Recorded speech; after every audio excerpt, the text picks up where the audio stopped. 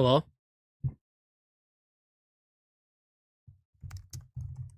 Hello?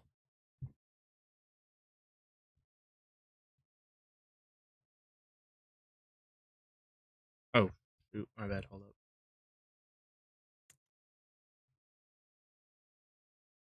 Permission.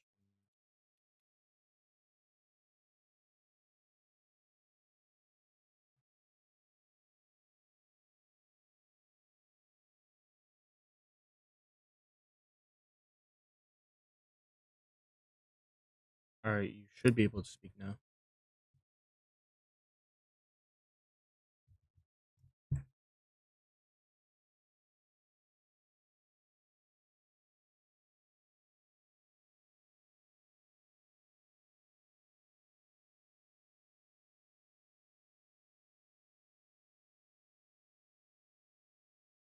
And I just sent you a link to the stream so you can There we promote go. it. Okay, I rejoined. What's up?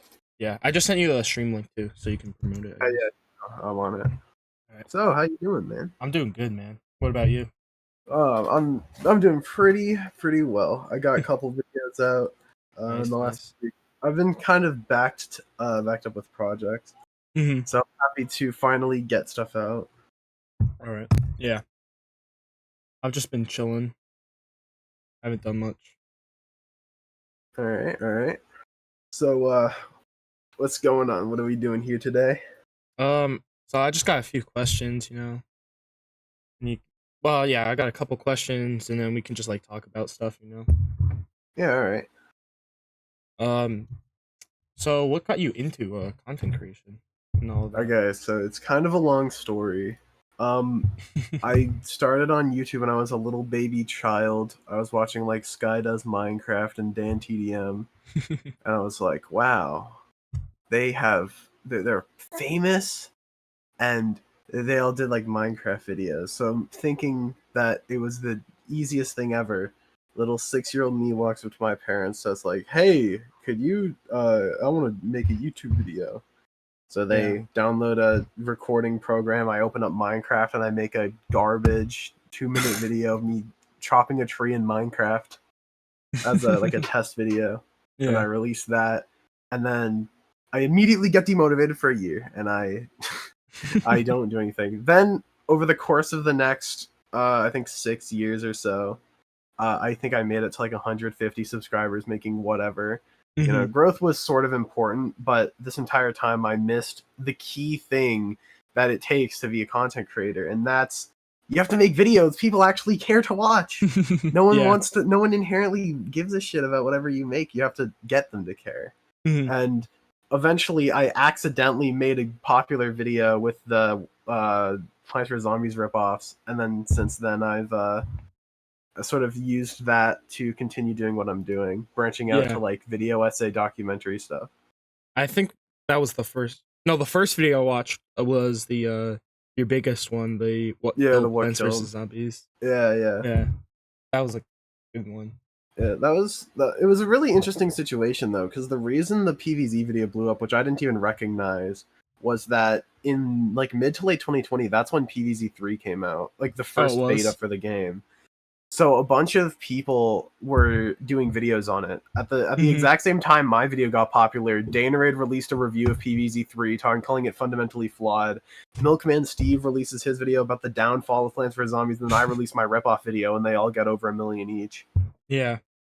So like PVZ was just the big thing for that time, and I accidentally happened to make a video at the perfect time. And then from there, the next mission was to branch out as soon as possible.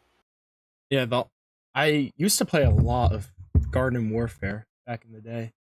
I think I going through my PlayStation account, I have like 400 hours on the first one, and like maybe around the same for the sequel. And my PVZ history is sort of the opposite. I'm a big fan of the tower defense games, and then I have, I think, like maybe 20 hours on Garden Warfare 1. Never touched the second one. But yeah, I get the appeal of Garden Warfare. I've never been a big FPS guy. Yeah, the only one I didn't play a lot was the third one, Battle for Neighborville. Yeah, I from what I've heard from all my friends who played it, it wasn't that good. It was all right. I mean, it just felt like Yeah. the same Well, thing. the issue is that they didn't make Garden Warfare 3. They made Battle for Neighborville. No one gave a shit. I don't know why they changed it. Like it's literally just Garden Warfare. Yeah. But yeah, the PvZ lore goes crazy. Dude, I Um, actually beat the first one on the 360, and then I never played any of the other. My yeah. only memory of the second one is Zach Scott, where he just Dude, made have you seen? Do you know how many thousands of fucking videos. videos Zach Scott made on PvZ2? I think he's at like 1,050 now. I Me think. and my brother were talking about it the other day, and he literally has so many videos on PVC too. I'm going to his playlists. How many videos does he have on it? 1,152. Oh my god! 3 days ago was his newest Classic one. Zach Scott moment. But I think it takes an insane amount of dedication, almost moving into the levels of insanity. Because And he's still making PVC3 videos too. yeah, and then the funny thing is that if you look at his playlist for PvZ1, he has like 12 videos on it. Yeah. He has like none of the content. Yeah, I mean the first one was so short. Yeah. I mean, people have extended it. There's like Mhm. challenge runs, mods. I'm Yeah, sure you've yeah. probably seen a handful of videos by Shy Guy Mask doing Oh like yeah. playing it without sunflowers and stuff. Hmm. So there's definitely content you can get out of PvZ1, but I guess Zach Scott was just too busy with the second one. All he does in those videos is he just like does like the daily challengers and then just Damn. calls it a day. Yeah, infinite content, I guess. Yeah. I think I played maybe like the first area of PVZ2. Haven't played PVZ3 yet though. Is it good? I played one of the betas. It's like I mentioned it in the What Killed video, but PvZ1 was a good little game. PvZ2 fails in a couple aspects, but generally is an improvement. It's generally a Mhm. better game. And it's also just much bigger in scale. Yeah. Because it takes place throughout the human history. Then PvZ3 comes out, and it sort of does what Battle for Neighborville did with Garden Warfare, where it took a step back. It was even less than the first game, and you once you expand to like time periods, you can't just go back to Neighborville. Yeah. It doesn't like it's not supposed to be. It's not the grand finale of a trilogy anymore. It's just you're back to Neighborville. You're taking a step back. Yeah. I think what they definitely should have done from the beginning is expand it to like Plants vs Zombies 3 like universe or something. Like add like multiple universes, because that's the big thing right now with stuff like Invincible and the Marvel universe. Yeah. So you might as well expand to like space and planets. I think that's the only place left to go if you want to keep expanding. But instead they just decided to go back to Neighborville, and it sucks. They take a couple elements from like Homescapes, where they give you the illusion of choice with 3 different options that all do basically the same thing. It's horrible, man.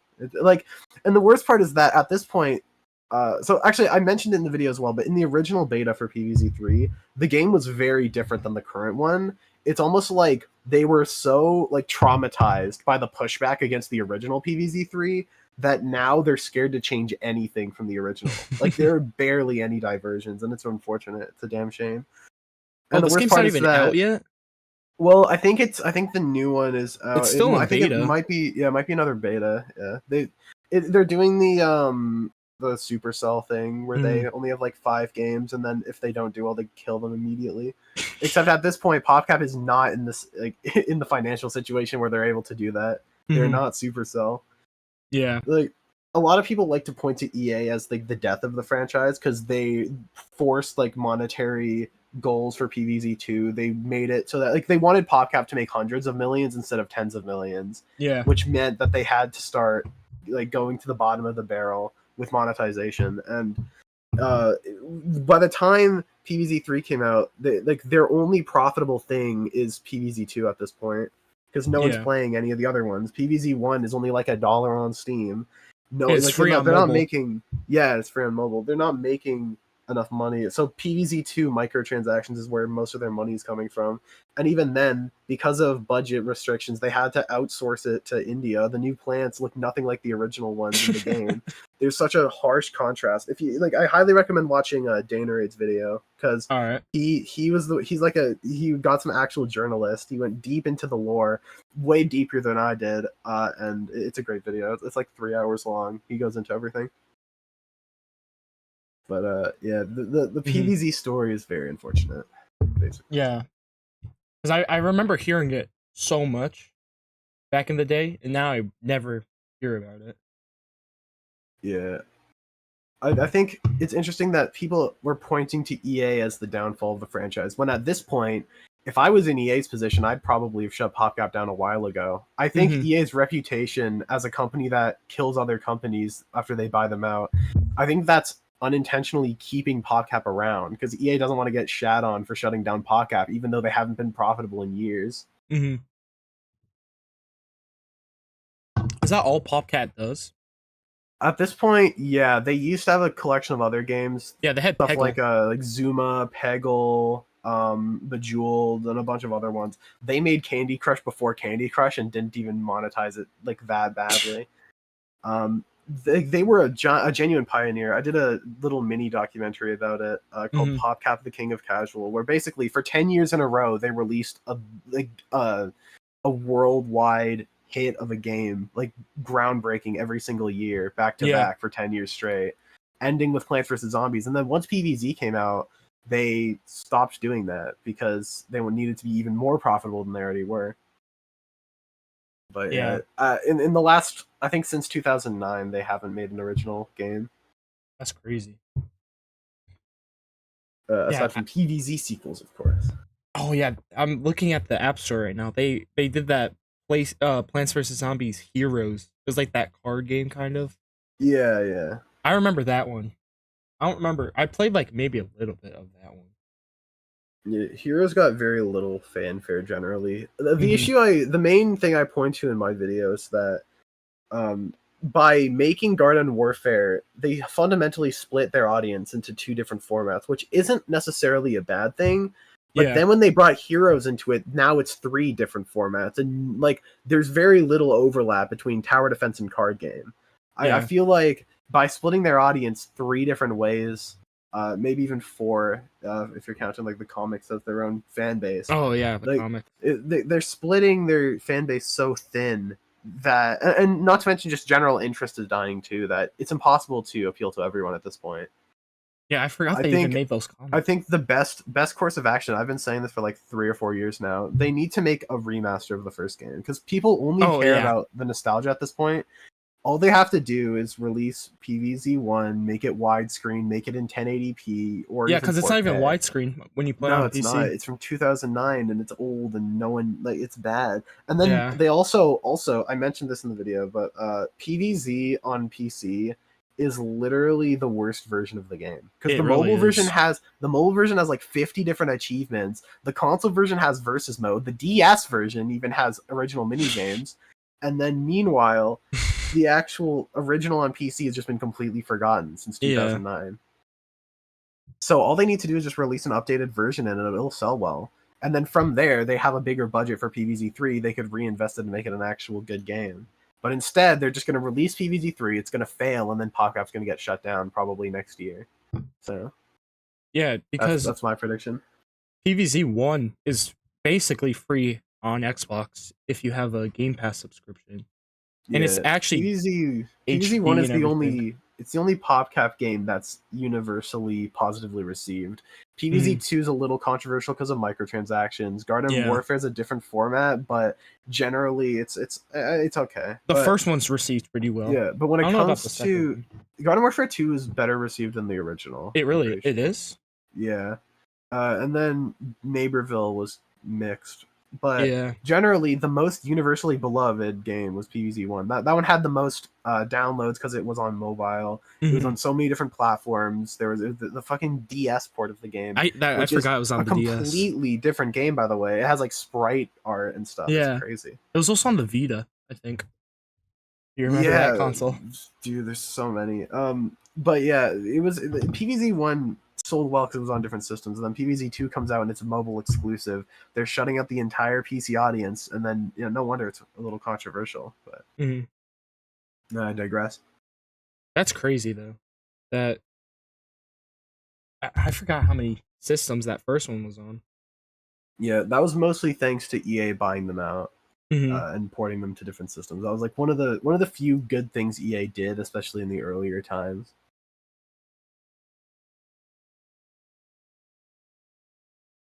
All right, yeah. I was just looking at this list. Oh my god. Yeah, it was on DSi, BlackBerry, J2Me. What's a J2Me? I have no clue. I mean, What is PvZ is this? really big in China. I wouldn't be Oh, it's like surprised if this it's like a random. it's like this Java phone. Huh. Weird. I guess it had like crappy mobile games, and I guess EA put PVC1 on there. I mean, might as well maximize the demographic, I guess. Because it's like a developer phone. Weird. Yeah, that's weird. But yeah, I mean, I used to play a lot of PvZ and Garden Warfare. But yeah, I haven't played much since. Maybe like a few years ago, maybe during COVID, I played the first one again on my Xbox. But that's pretty much it for that series. And I can't believe Zach Scott's still putting out videos. Dude, Zach Scott is insane. He follows my friend Chazington on Twitter, and Oh yeah. yeah, I've seen some of the shit Zach Scott posts on Twitter. It's crazy, dude. He's unhinged on there. Someone must stop him. He started going like when Mario Wonder was a big thing. He started going up to artists who draw Daisy and Peach and got them to redraw their own art as like the elephant versions of Peach and Daisy. It's crazy, bro. Zach Scott needs to be stopped. We have to put an end to his madness. I mean, it paid off though. His second most popular video, 20 million views. Garden Warfare 2 Part 1. Damn. And then under that's 14 million with PVZ2. Zach Scott's he's crazy, bro. But anyways, His most popular is Super Mario 3D World. Yeah, I think now would probably be a good time to move on to the next question. Yeah. I think we've stretched this. Touched everything there. Yeah. So you kind of already answered this, but when did you start making content? All right, so it depends on what you want to classify as content. If you want to call good videos content, then it's probably 2022 after I had 100K subs. Mm-hmm. But when you want to say like videos that are watchable without wanting to commit suicide, I think maybe very late 2020 and early 2021 was when they started to get okay. Yeah. And that's also coincidentally when they started to get views. So I'm assuming the audience agrees. Yeah, going to your channel, you had that Minecraft video, and there's like a bunch of kind of random content.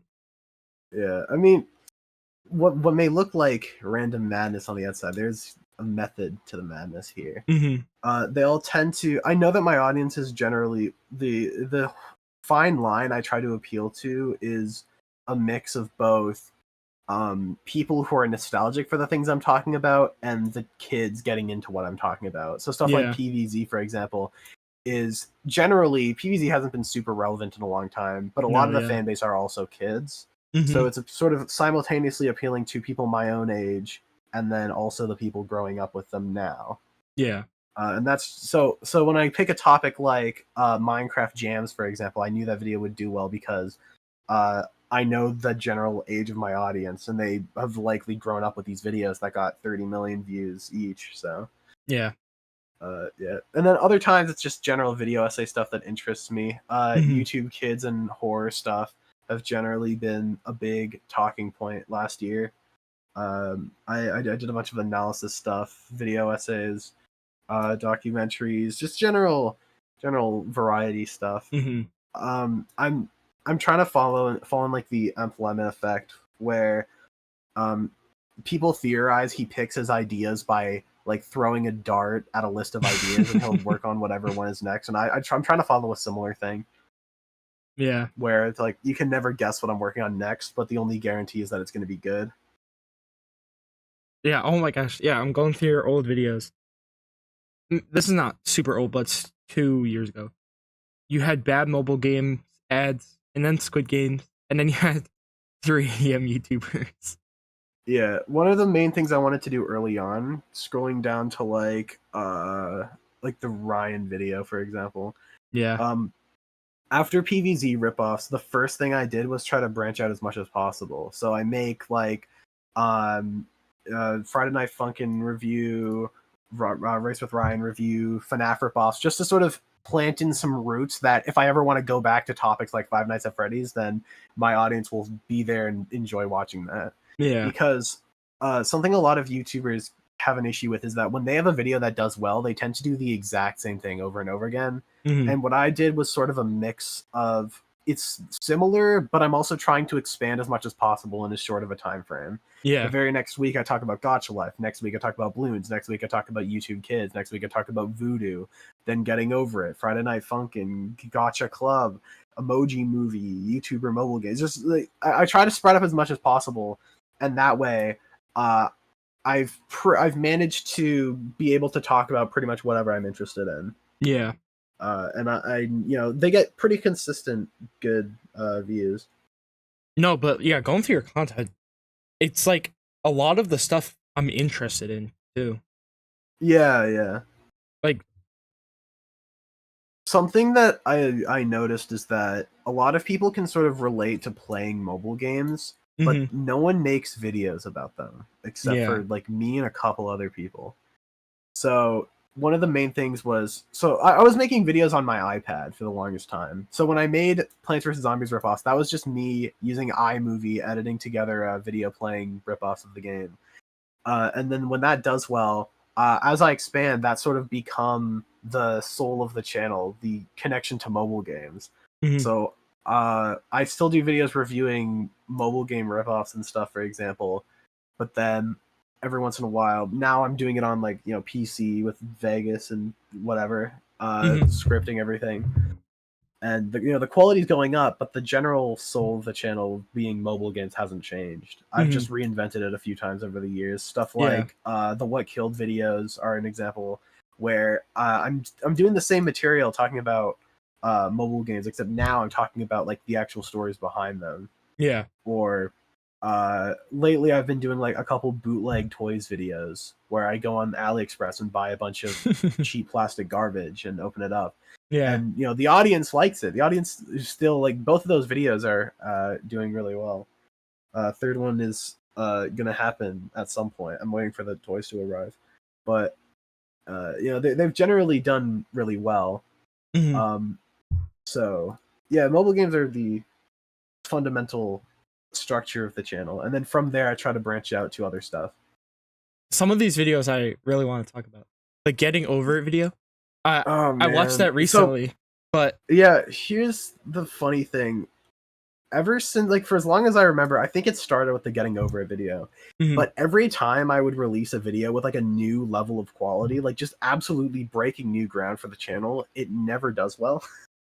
So I put out the Getting Over It video. It does really poorly, but it's my best video at the time. Then the very next week, I pump out Friday Night Funkin' ports, and it gets 1 million views. And, yeah, that's always what happens. Then, you know, a little while later, I make the Immortal Kombat video. Super proud of that. Doesn't do well. 2 weeks later, I put out Ryan's Rescue Squad 1 million view video. I make What Games Did, video games are the highest form of art. Then it does poorly, 84k views. Then I follow that up with TF2 ripoffs and Fortnite on Scratch, both of which got 1 million each. Later that month, I put up What Killed PVZ, and like every time I have like a really good video, no one watches it. Then I use what I learned and make a more mainstream video, one that appeals to a more general audience. Like I put out a Don't Hug Me, I'm Scared video, 84k views, no one cares. Then the next week I put out Mobile Horror Games, 1 million views, everyone cares.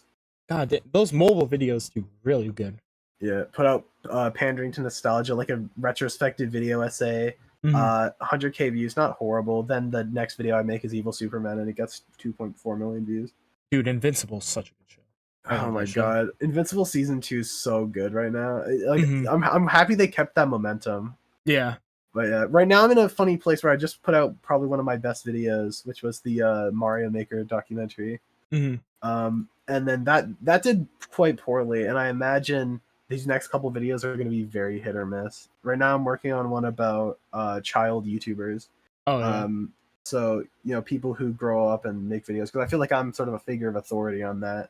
My Mhm. first video was when I was 6, after all. So I've reached out to like EvanTube HD. Dude, his voice is so and much deeper. yeah, and I'm gonna interview him tomorrow, I think, for the video. Nice. But yeah, I've been going in like a much more like journalistic direction over Mhm. time. I'm doing like interviews and stuff. I'm doing deeper research. The editing's gotten kind of insane, Yeah. and I'm hoping that the Mario Maker qualities can stay despite the view counts being lower. All I Mhm. need to do is get it into a more mainstream appeal, and I'll be good. Yeah. I don't know, but the reason why I wanted to talk about the getting over video is because recently I beat that game, and then I am still like after I replay it, I'm still stuck. Like Yeah, I've I played mean, it. I think I beat it like 3 times maybe, but I still get stuck at like the snow area. yeah, If you know what I mean. yeah, I know what you mean. I think I've beat it like 8 times. Once you climb the mountain the first time, it's a lot easier to do it again. Hmm.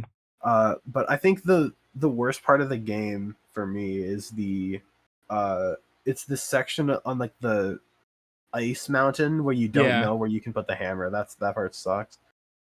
Hmm. Rest of the game I could probably still play through decently quickly. That part, like when I first played it, man, I was like so scared because I thought I did not want to fall because I knew I was almost at the end.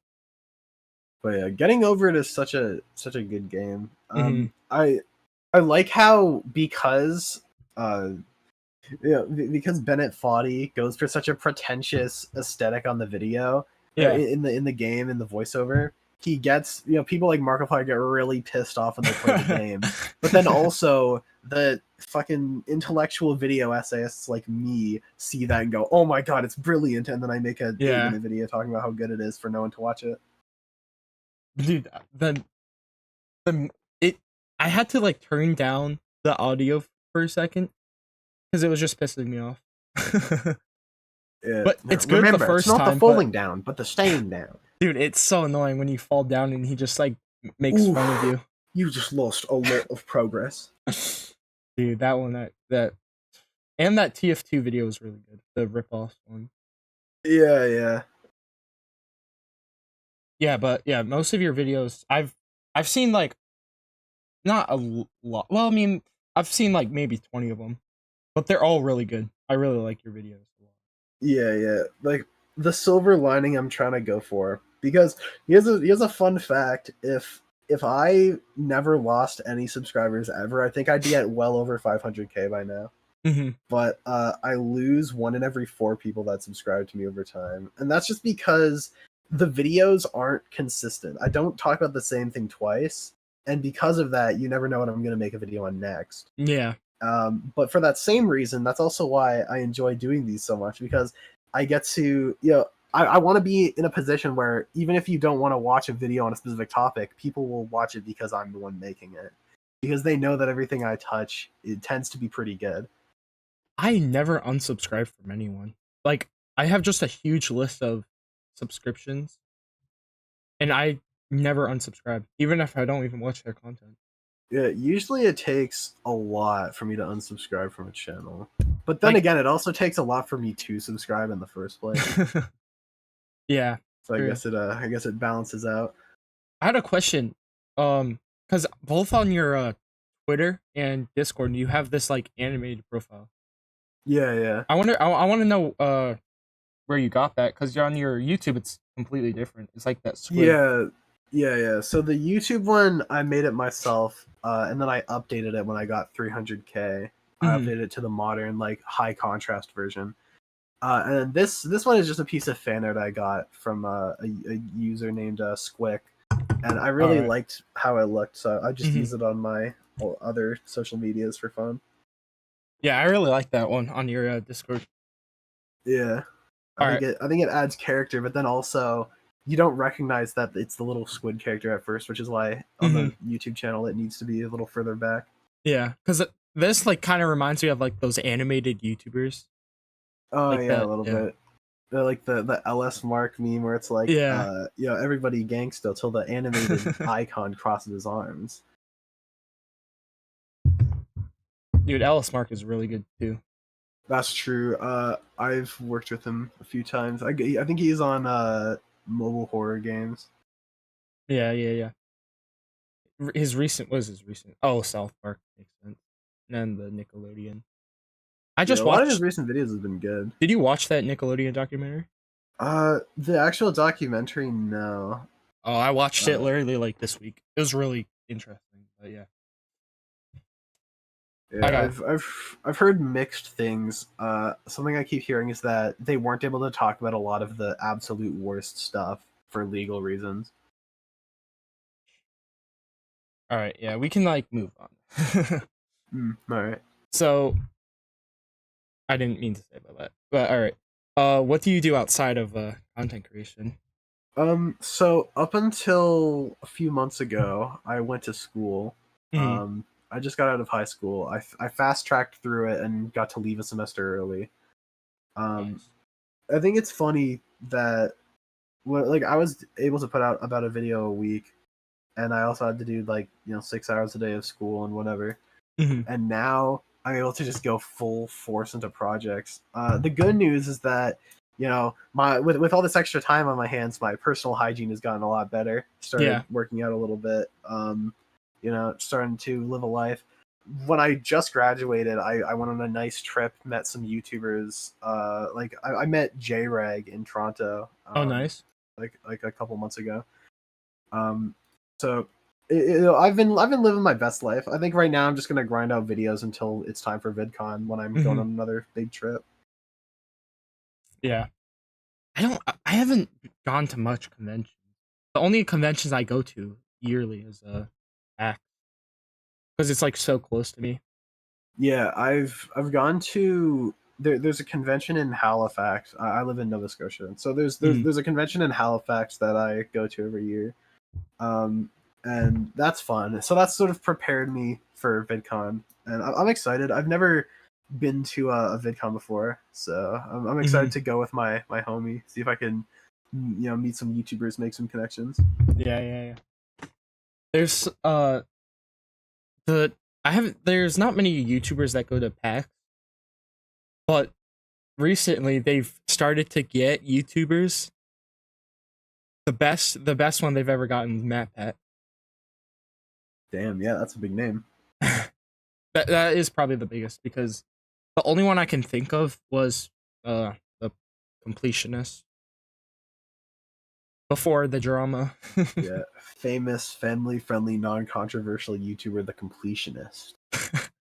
I think it's funny. The PVZ community hated his guts long before the charity scandal. Wait, why'd He they did hate him? like he did a top 10 video about the worst video game sequels. He put PVZ 2 as number one, and Really? then the PVZ community was so upset at that they've continued bringing up his name for like actual years.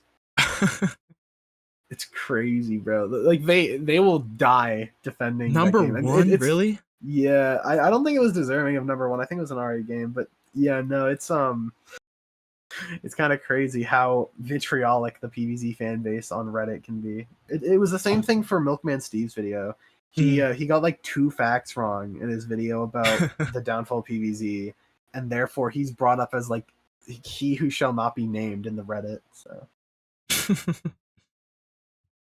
And like I Dude, get it. It's kind of annoying when 20 people make the same video. mhm. But Steve was the first one, bro. He Yeah. should get a pass. And then I was the second one, and mine it got a lot of views. So I mean, but you can't get everything correct, no, It's just two things, there's like though, an right? unspoken rule I tend to have in videos. It's that um every video I have to get at least one thing wrong, whether it's pronouncing something wrong or getting like a fact wrong. Sometimes it's Yeah. like a really embarrassing blunder. Like I didn't notice this until after it came out, and the guy I showed the documentary to early must have missed it. But in the Mario Maker documentary, one of the levels I talk about, Choco's 500 speedrun, I was talking about the wrong version of the level. Apparently, there was like an extended version, and that's why the cheese was so impressive. Mhm. Because it didn't just save 11 seconds; it apparently saved like 4 minutes, Really? which is insane. 4 And the fact minutes? that I missed that is really embarrassing. I'm happy it didn't look like I talked about the wrong level, and I didn't know I did. I thought I watched the right video, but no. The That issue is that Mario Maker video yeah, is really good. yeah, it's quality. It still holds up.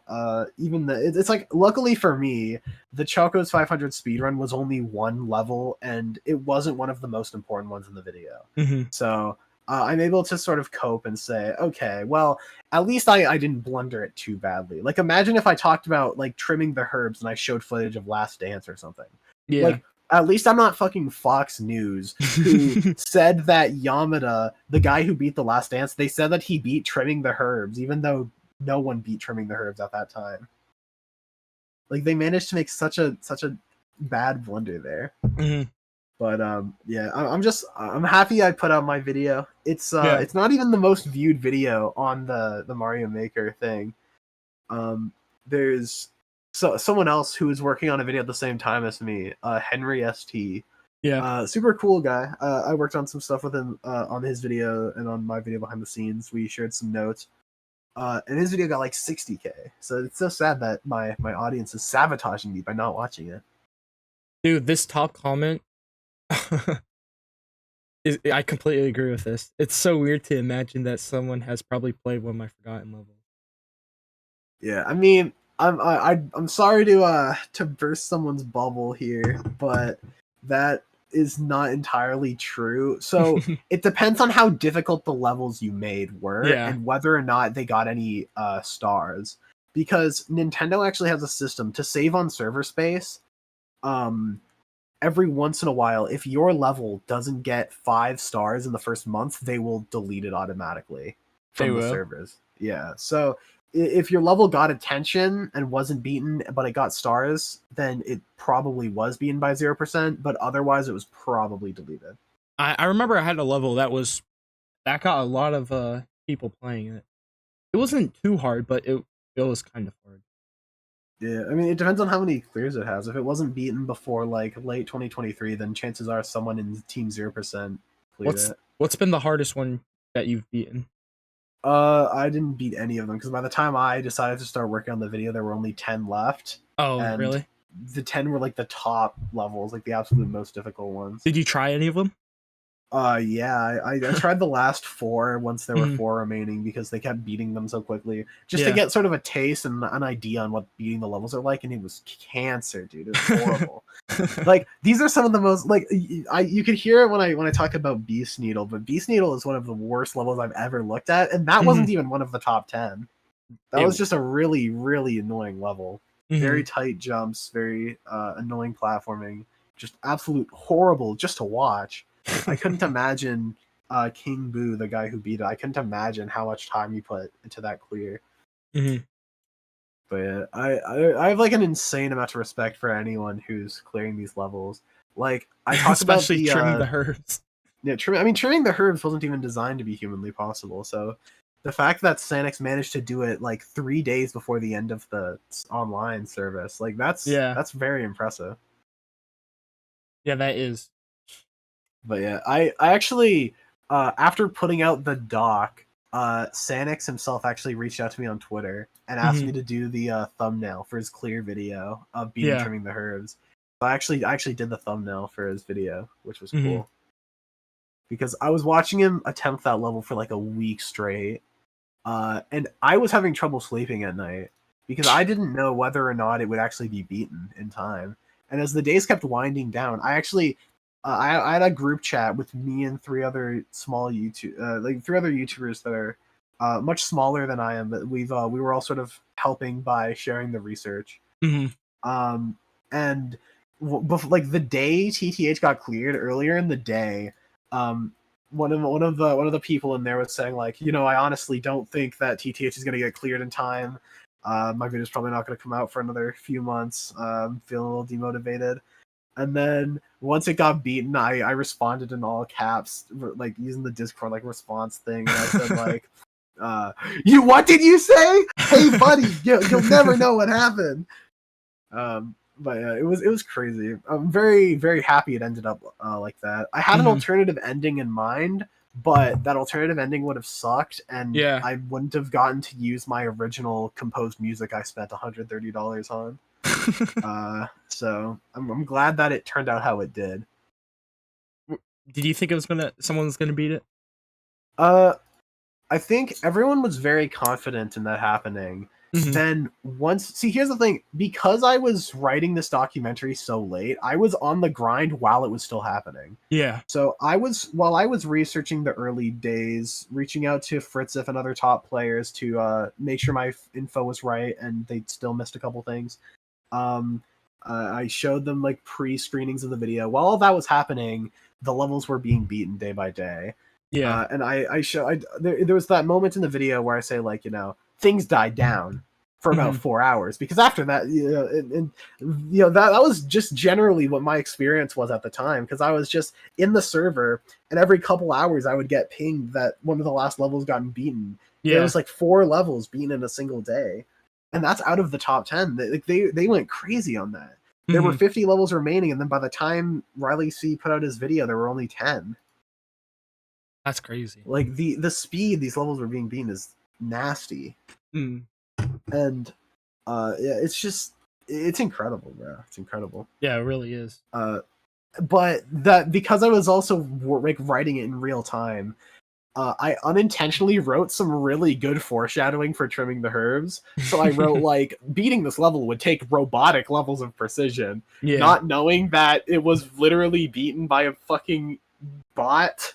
Like, that's crazy. Yeah. And then I was also there when the ping came out, and when it came out as TAS, it was really demotivating for a lot of the community, because it was such a short level. It was only at most 20 seconds long.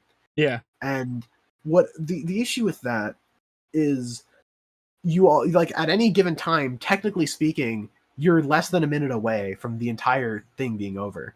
The issue comes up once it was revealed task, because all these people who thought that they were right there, they thought that they were about to get it, didn't realize how far away it really was. How many frame perfect inputs you needed. There were like some RNG shit going on behind the scenes. You had the time throwing the bomb properly to get the coins. You have to spin jump frame perfect regrabs on bombs.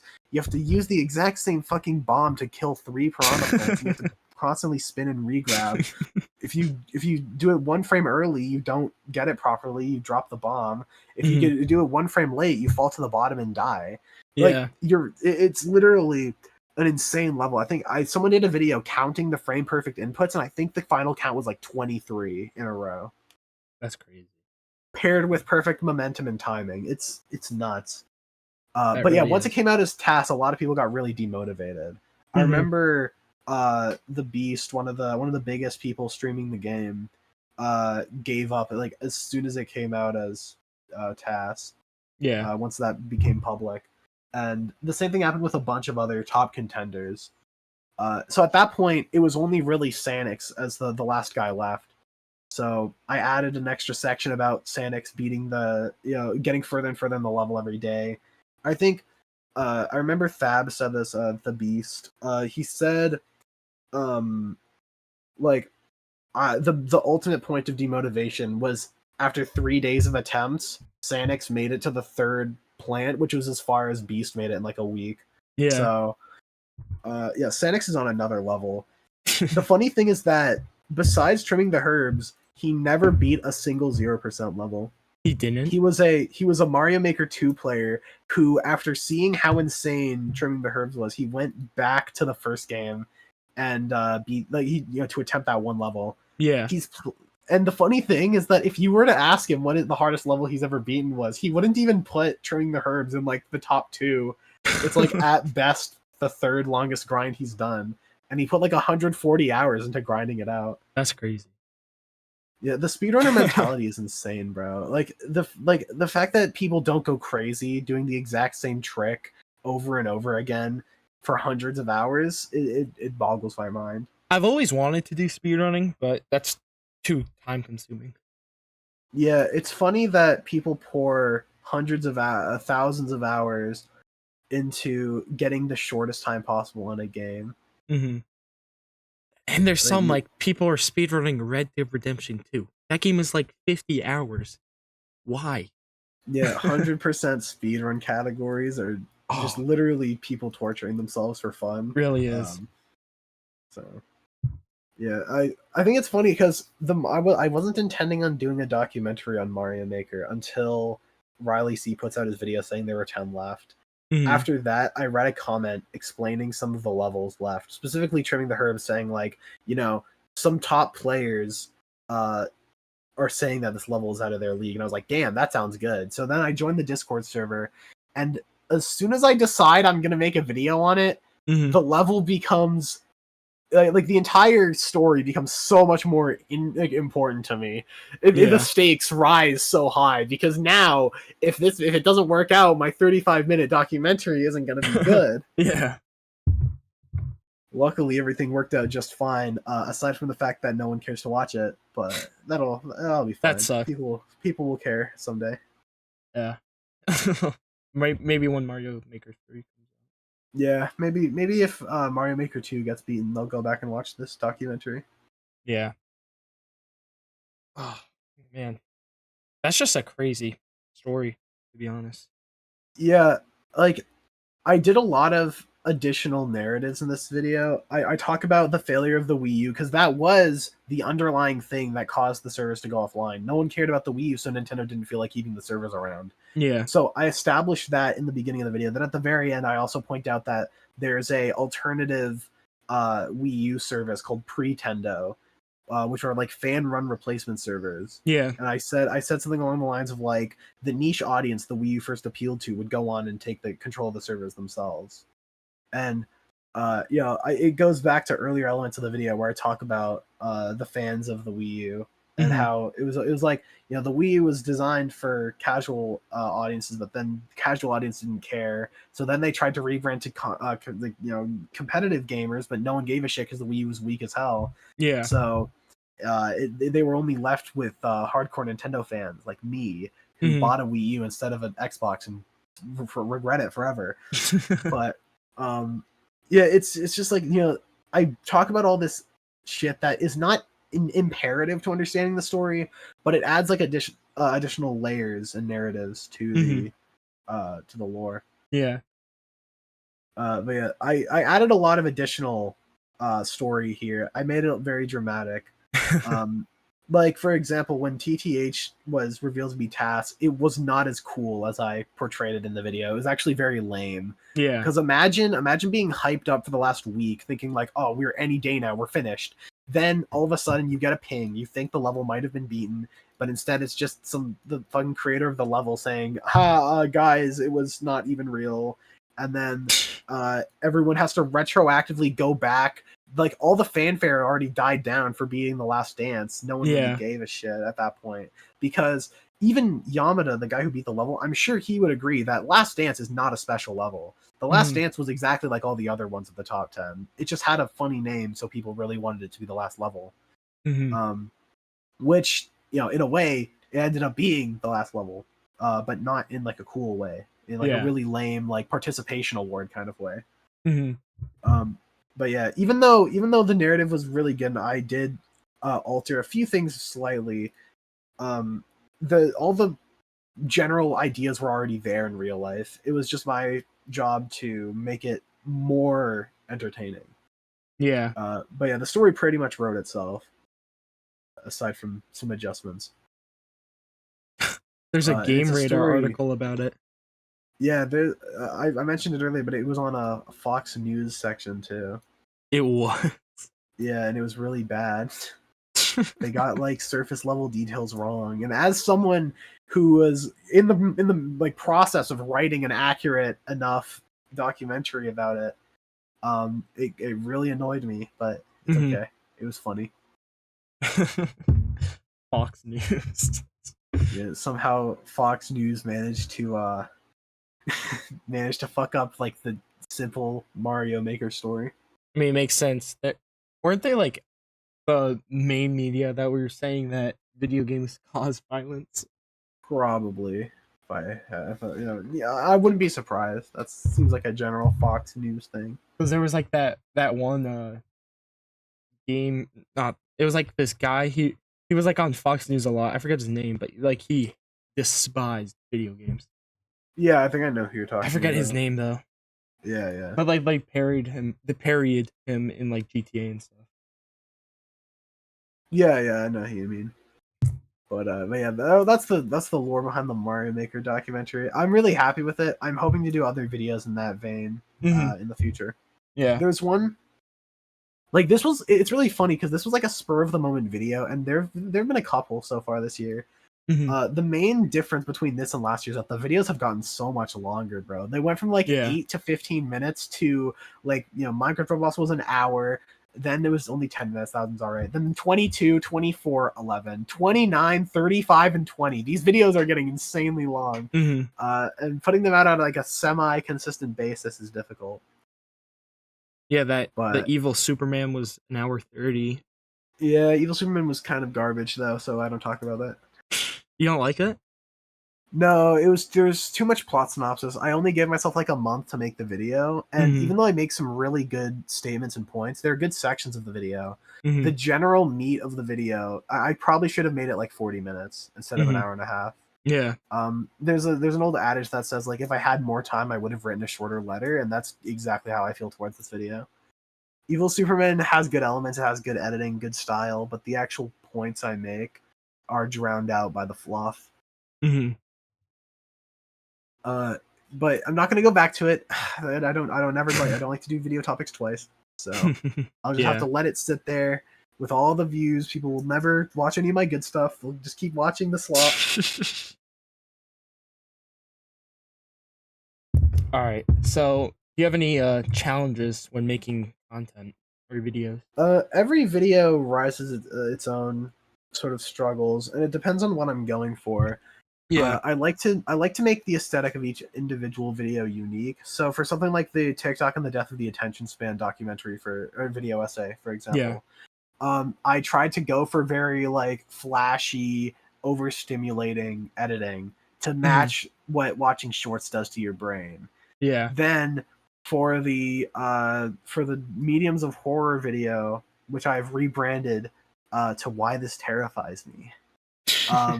Because it didn't get any views because no one cared. I try to go for a more traditional documentary style with a lot of like Ken Burns zooming in Yeah. style. Then for something like the one video, I tried matching the black and white effects for what Mhm. YouTube Kids did to horror.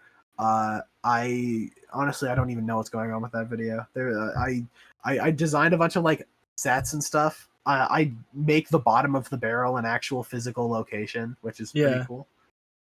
For rip-off movies, I have the actual like the fucking thrift store where I bought the Family 4-pack in the background the entire time. In And the Death of Creativity, I go for like an Emp Lemon sort of style. Mhm.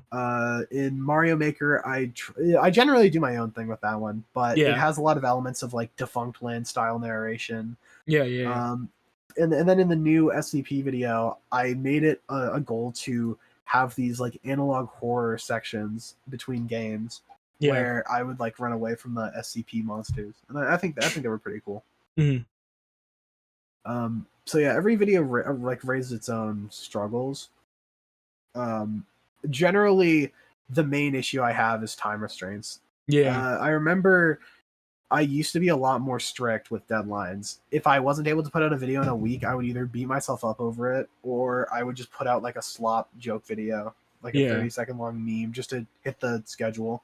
All of those are unlisted now because I only want to put out meaningful videos that actually matter. But the same sort of issue came in a lot of the 2022 videos where really interesting topics would only be like 8 to 10 minutes because that's all I can accomplish in a week. Yeah. So stuff like The Art of YouTube Clickbait is like a really interesting video, but it's only 8 minutes. The History of the Bloons series is only 13 minutes long. Like I'm probably gonna make a BTD6 review on its own at some point. I want 100% the game first. Yeah. And it's probably gonna be like an hour or two. I have no idea how I can talk about the entire history of a series in 13 minutes. Yeah. What Killed Angry Birds only 10 minutes. You and the Fandom is only 10 minutes. Like I feel like these could be easily like 20-minute video ideas.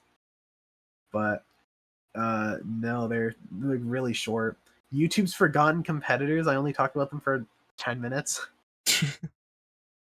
Like these are some big topics that I wasn't really able to accomplish quickly. Yeah. And not to mention other times I would do videos that on things I'm less familiar with. So I did a 10-minute long video on the history of TF2's cheating bots, where I talk about the sniper bots and like their history with the game. Yeah. And because I wasn't like an expert or anything, if I were making this video now, first of all, it would probably be like 20 minutes instead of 10. I would probably reach out to people who are more familiar with TF2 because I play the game casually, but Yeah. I haven't been there. Like TF2 is a very old head community. There's a lot of people who've been playing the game for like 15 years straight. Yeah. So I feel like it would probably have been a good idea to interview someone to make sure my facts are right. I was coming in from like an outsider's perspective when I should have been a little more aware of the culture that the games are in. Like a lot of TF2 YouTubers don't like showing the bot hosters' names because it gives them attention, which I think is dumb because anyone who plays TF2 already knows who fucking Omegatronic is. Yeah. And then in my video, I mentioned Omegatronic by name, which some people didn't like because I was giving them attention. But it's like, bro, you can't just say it's a problem and then ignore who's doing it, bro. Yeah. Yeah. But yeah, so I wish I spent a little more time on that video. But generally, I think I've put out good enough videos. It's just that now I want to make longer stuff and more polished stuff. I want every video to feel like its own little experience. Yeah. I had a side question. So I know you make a horror on like some on like horror games and stuff. What are some of your favorite horror games? Uh, for horror games, I actually really don't like them. I'm a big scaredy cat, and I talk about it. I talk about it in my mobile horror games video. But it's like, you know, it's a lot easier to look at a movie screen and be like, "Ha, that person's stupid. They died to the slasher." Well, but then when you're actually in that situation in a video game, it's insanely stressful. Yeah, it really is. So I'm not much of a horror game guy, but I will say some of my favorite horror mediums I talk about in the horror mediums video. But my personal favorite has to be like Junji Ito manga. So like Uzumaki, Gyo, Tomie, and a bunch of other. They're really interesting stories because it's Japanese manga, which means it's gonna be really fucking weird. And a lot of the time it gets really bizarre. And that's what makes it so interesting because it brings up these ideas that you'll never see in like Western horror. You know, while horror I'm used to watching was like Friday the 13th. You know, ooh, a guy's gonna slasher kill you. Movies. In Junji Ito, in fucking Gyo, they're fish with legs and they come out of the water and eat people. They give you a disease and make you fat and smelly and then kill you. Japanese horror is on a different level. It's like it's really weird, but it also raises some really interesting ideas. There's this one short in one of the collections called Greased, which still has a visual that's stuck with me after like a year, and it's like it takes place in this little apartment where it's really greasy. The main character is described like a grease level by room based on the percentage, and they're like really high. And there's just this disgusting visual of her older brother popping like a shit ton of pimples off of his face onto her. It's disgusting. Oh my god! But it's like, and the worst part is that it's drawn so well. Yeah. Like if you want to see like a perfect visual, is how like peak Junji Ito illustration. There's a specific frame of a woman in the window, which was a short he did, and he's able to capture this really distinct horror aesthetic with one image, and you know, it gives me the creeps. That's peak horror for me. I love Junji Ito stuff. dude. Besides that, I also like complaining about children's horror. Yeah. I haven't been too much You, involved recently in children's horror. yeah, I mean, last one I remember was Band got popular like a year ago. Hmm. And that's about it. I've not stuck with it since then. The I don't only think like anything has gotten super big since then. the only thing recently I can think of is already pre-existing stuff. Yeah, Like, I think it's kind of brilliant that yeah. the fucking Ban developers managed to bait so much internet anger that they unintentionally became one of the most recognizable horror games ever. Hmm.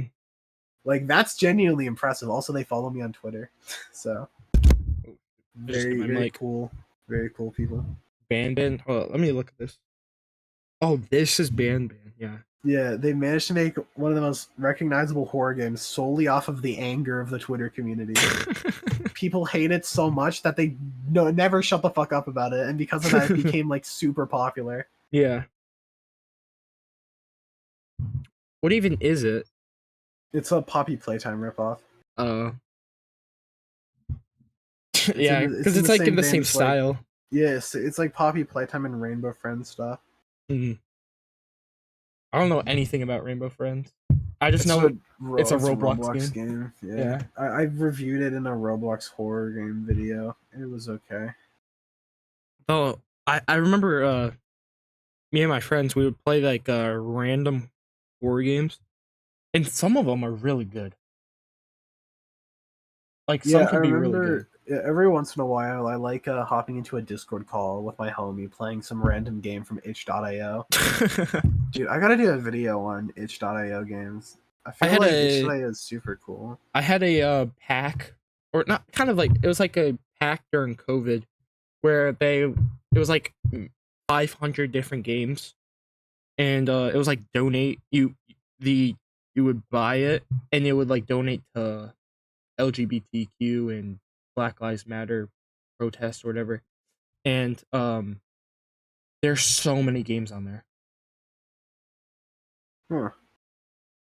There's there's like tons of like big games like Octodad, Celeste. I think Omari's on there too. Oh, Mori, yeah. Omori, yeah. I really want to play that, but I haven't played it yet. I played like the first 5 minutes of it on an airplane ride and then turned it off Wait, because what you we were play it on? landing. PC on a laptop. Oh, I was like, what? And then yeah, laptop. Yeah, then my laptop died. And we were landing soon, so since then I had not touched the game again. My only like memory of it is there's this video of this guy. He did like a whatever. It's a VR chat video. I forget his name, but Omaru's on there in like the video for a bit. Yeah. I think the only thing I really like, the aesthetic is pretty good, and then also the main like song of the game, Mm-hmm. "My Time" by Bowen is a pretty good song. No, it really is. The only reason why I'm talking about it is because I was literally thinking about it today. Because I saw like this TikTok about Omaru. It was like the My Time song. Yeah. I- I think it's funny that people thought that it was like because it was on Kickstarter. A lot of people thought it was a scam Mhm. because it took like 7 years to come out. People Really? didn't realize that making video games is hard. It was also I think it was made in like RPG Maker or something. Yeah. I remember So Toby that's Fox was mad about crazy. it. No, he wasn't mad about it. He was just like talking about it before the game came out Yeah. for It took like a years. while. Like Toby Fox was able to make Undertale like a year after the Kickstarter ended. It took And Deltarune almost yeah. before. It took well to be fair, I think Deltarune took like a good 3 years after Undertale, and Yeah. then Chapter 2 took 3 years after that. Yeah. Very excited for Chapter fucking 3 in 8 years from now, bro. I did not think Chapter 2 was going to come out, to be honest. Yeah, I'm surprised. Like I think he just dropped a tweet saying like Chapter 2 is coming out tomorrow. It's like what the fuck, Yeah. bro? Just dropped it on us. Like there was no no like nothing teasing it. He just dropped it on a random day. But yeah, whenever Deltarune parts, I think 3, 4, 5 are coming out at the same time. I think whenever Deltarune, all of the, Deltarune's I so think when those three come out, I'm gonna do like a big video over analyzing Undertale. I really want to talk about the game design. the music Like in that game's so good. Both that's Deltarune and true. Undertale. Yeah, no, Toby Fox is insanely talented. He does like the game design, the audio, the music, the way the motifs play for certain characters' themes throughout the entire game is so good. It's like there's so much to break down with Undertale. It's such a small little game, but Mhm. because of how the attention to detail, it's genuinely it's brilliant. But Yeah, I think he for just said now, chapter until I 3 is do almost my done. damn until I do my big stupid over analyzing of it Mhm. whenever a bunch of other chapters come out. I'm just gonna talk about one particular element I really want to get into about Mhm. that game. So something that many people might have noticed is that you're pretty much predisposed and conditioned to accidentally kill Toriel on your first playthrough Oh yeah.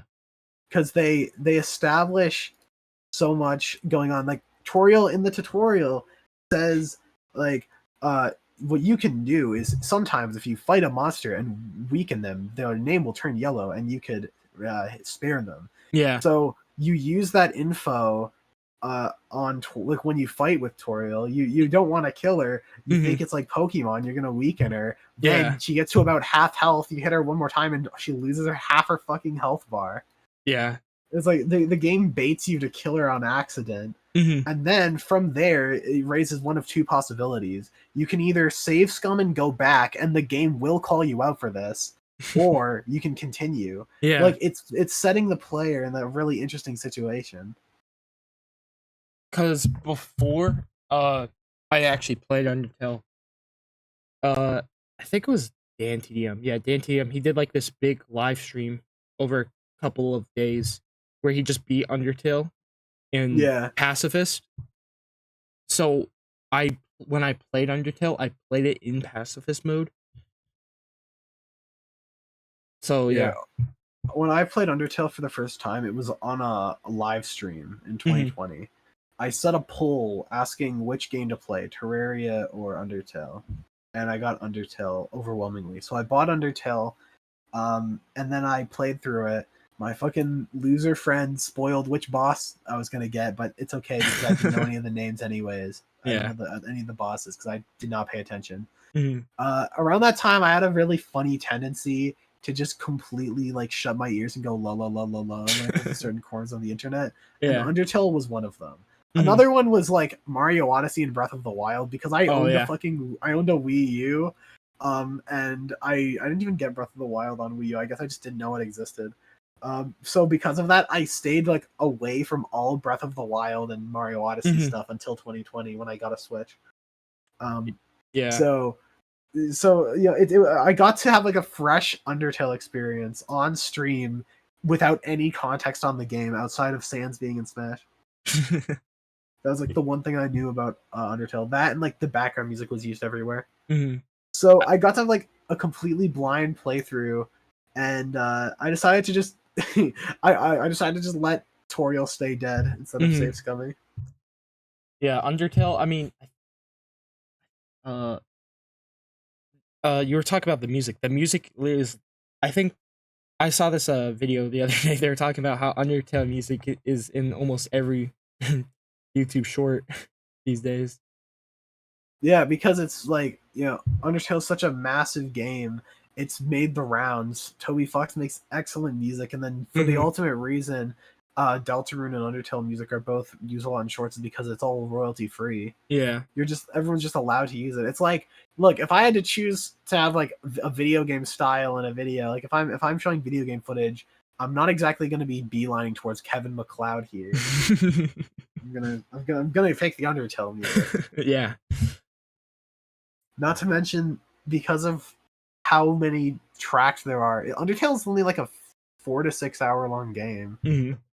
You know, a little longer if you're going for every route. It kind of but feels longer though when you play it.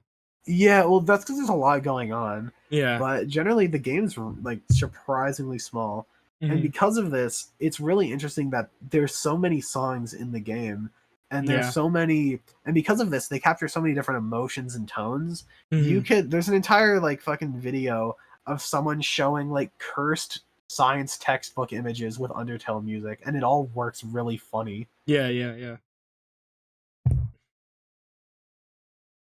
Dude, I can't wait for Delta 3. I gotta replay because I don't remember what happened. All I remember was the like that one like riddle guy rules card. Oh, Such a funny little guy. Shows up in both chapters. dude, I really can't remember what happened at the end of 2. Uh, you fight against Queen in a robot boxing match. Oh, I think I've like That's played it in one day because there's like kind of short. But yeah, yeah. That I mean that makes sense. yeah. Uh, I was looking at this. He said 3, 4, and 5 are gonna be in like this Delta room like thing where you buy it and then it has all the chapters yeah, because they're not gonna be free. 3, 4, and 5. yeah. That makes sense. I mean, Yeah. to be fair, the man's got to get paid for his work. Yeah, He can't just keep giving it out for free forever. because the first one came out 2018, Yeah. and And then the after second one that, came out late 2021. yeah, can't be given So out for free. yeah, it should actually, going by that logic, it should be out probably sometime this year because Hopefully, every installment takes 3 years. hopefully. Yeah, we could hope for the best. Yeah, there's not Anyways, much Indian games I played recently. To be honest.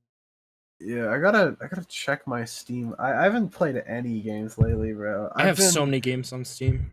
I just I've never been play. consumed by the grind. I think my most played games recently was literally just Gmod because I use it for footage sometimes. Yeah. I got a Steam Deck a few years ago, and I was like really excited Mhm.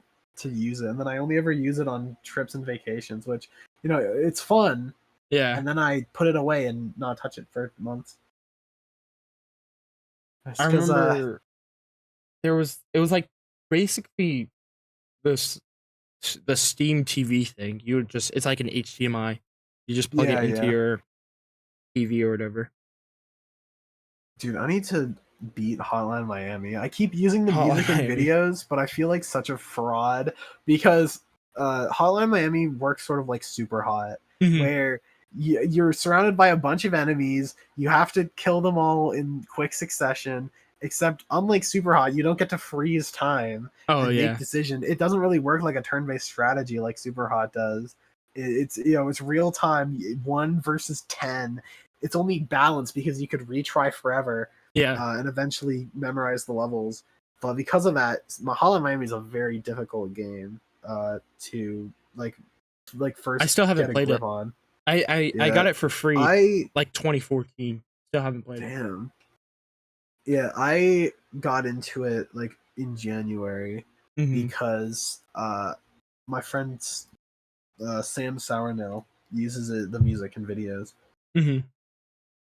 and after that, I learned more about the game, watched a few videos on it, and started playing it a bit myself. I was very lost on the narrative, but I also didn't play the entire game, so I imagine it all gets clear later. Super Hot's really But good too.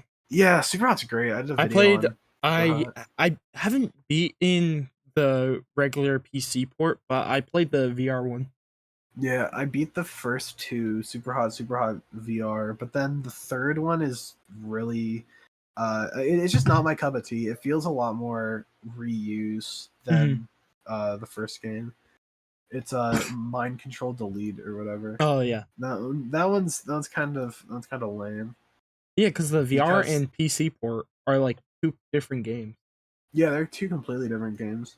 even though they're the Um same game yeah, essentially, but different. Well, they play the same, but they have completely different levels and mechanics and Yeah. control methods. Like there might as well be like a sequel, sort of in the same sense as I'm trying to think, what's another sequel that just reuses the original game? Uh, Uh, I Tears guess of the like a Kingdom. yeah, like Tears of the Kingdom or like Mario Galaxy 2, where it's Yeah. sort of the same game. The only difference is that I'd argue both of those other games expand on the original, while Super Hot VR is just alternative. Hmm. However, it does expand on the themes in a way that's extra interesting because the first game is about being like chronically addicted to playing Super Hot, and then Hmm. Super Hot VR is you're putting yourself into the game. You know, you're getting more attached by literally wearing the game on your face. Yeah. So it does expand on elements. I really like Super Hot. It's a good Hmm. game. Yeah, Super Also Hot's really makes fun. yeah it's interesting because it's like you can choose to play it as either a standard FPS Yeah. or as like a turn-based strategy because you could stop and think of what you're going to do. You have to anticipate the moves of the enemy or where the bullets are going to travel to, and Hmm. then you feel like Neo in the Matrix dodging the bullets. Yeah. I remember I got Very stuck a lot though on the VR one, yeah, there are especially some that levels that suck. bar one. That bar one's really annoying. Yeah. There's some annoying little levels in that game. Not to mention Super Hot, because of the level design, if you die on like the second part of a Super Hot VR level, then you're stuck there. You can't you're stuck in like going back to the beginning of the section of the 4 segments. And you Hmm. have to just keep so you start beating the first one and the second one and the third one easily. Then the Yeah. fourth one's really annoying. You have to just keep replaying it. It gets Yeah. very demotivating. Oh.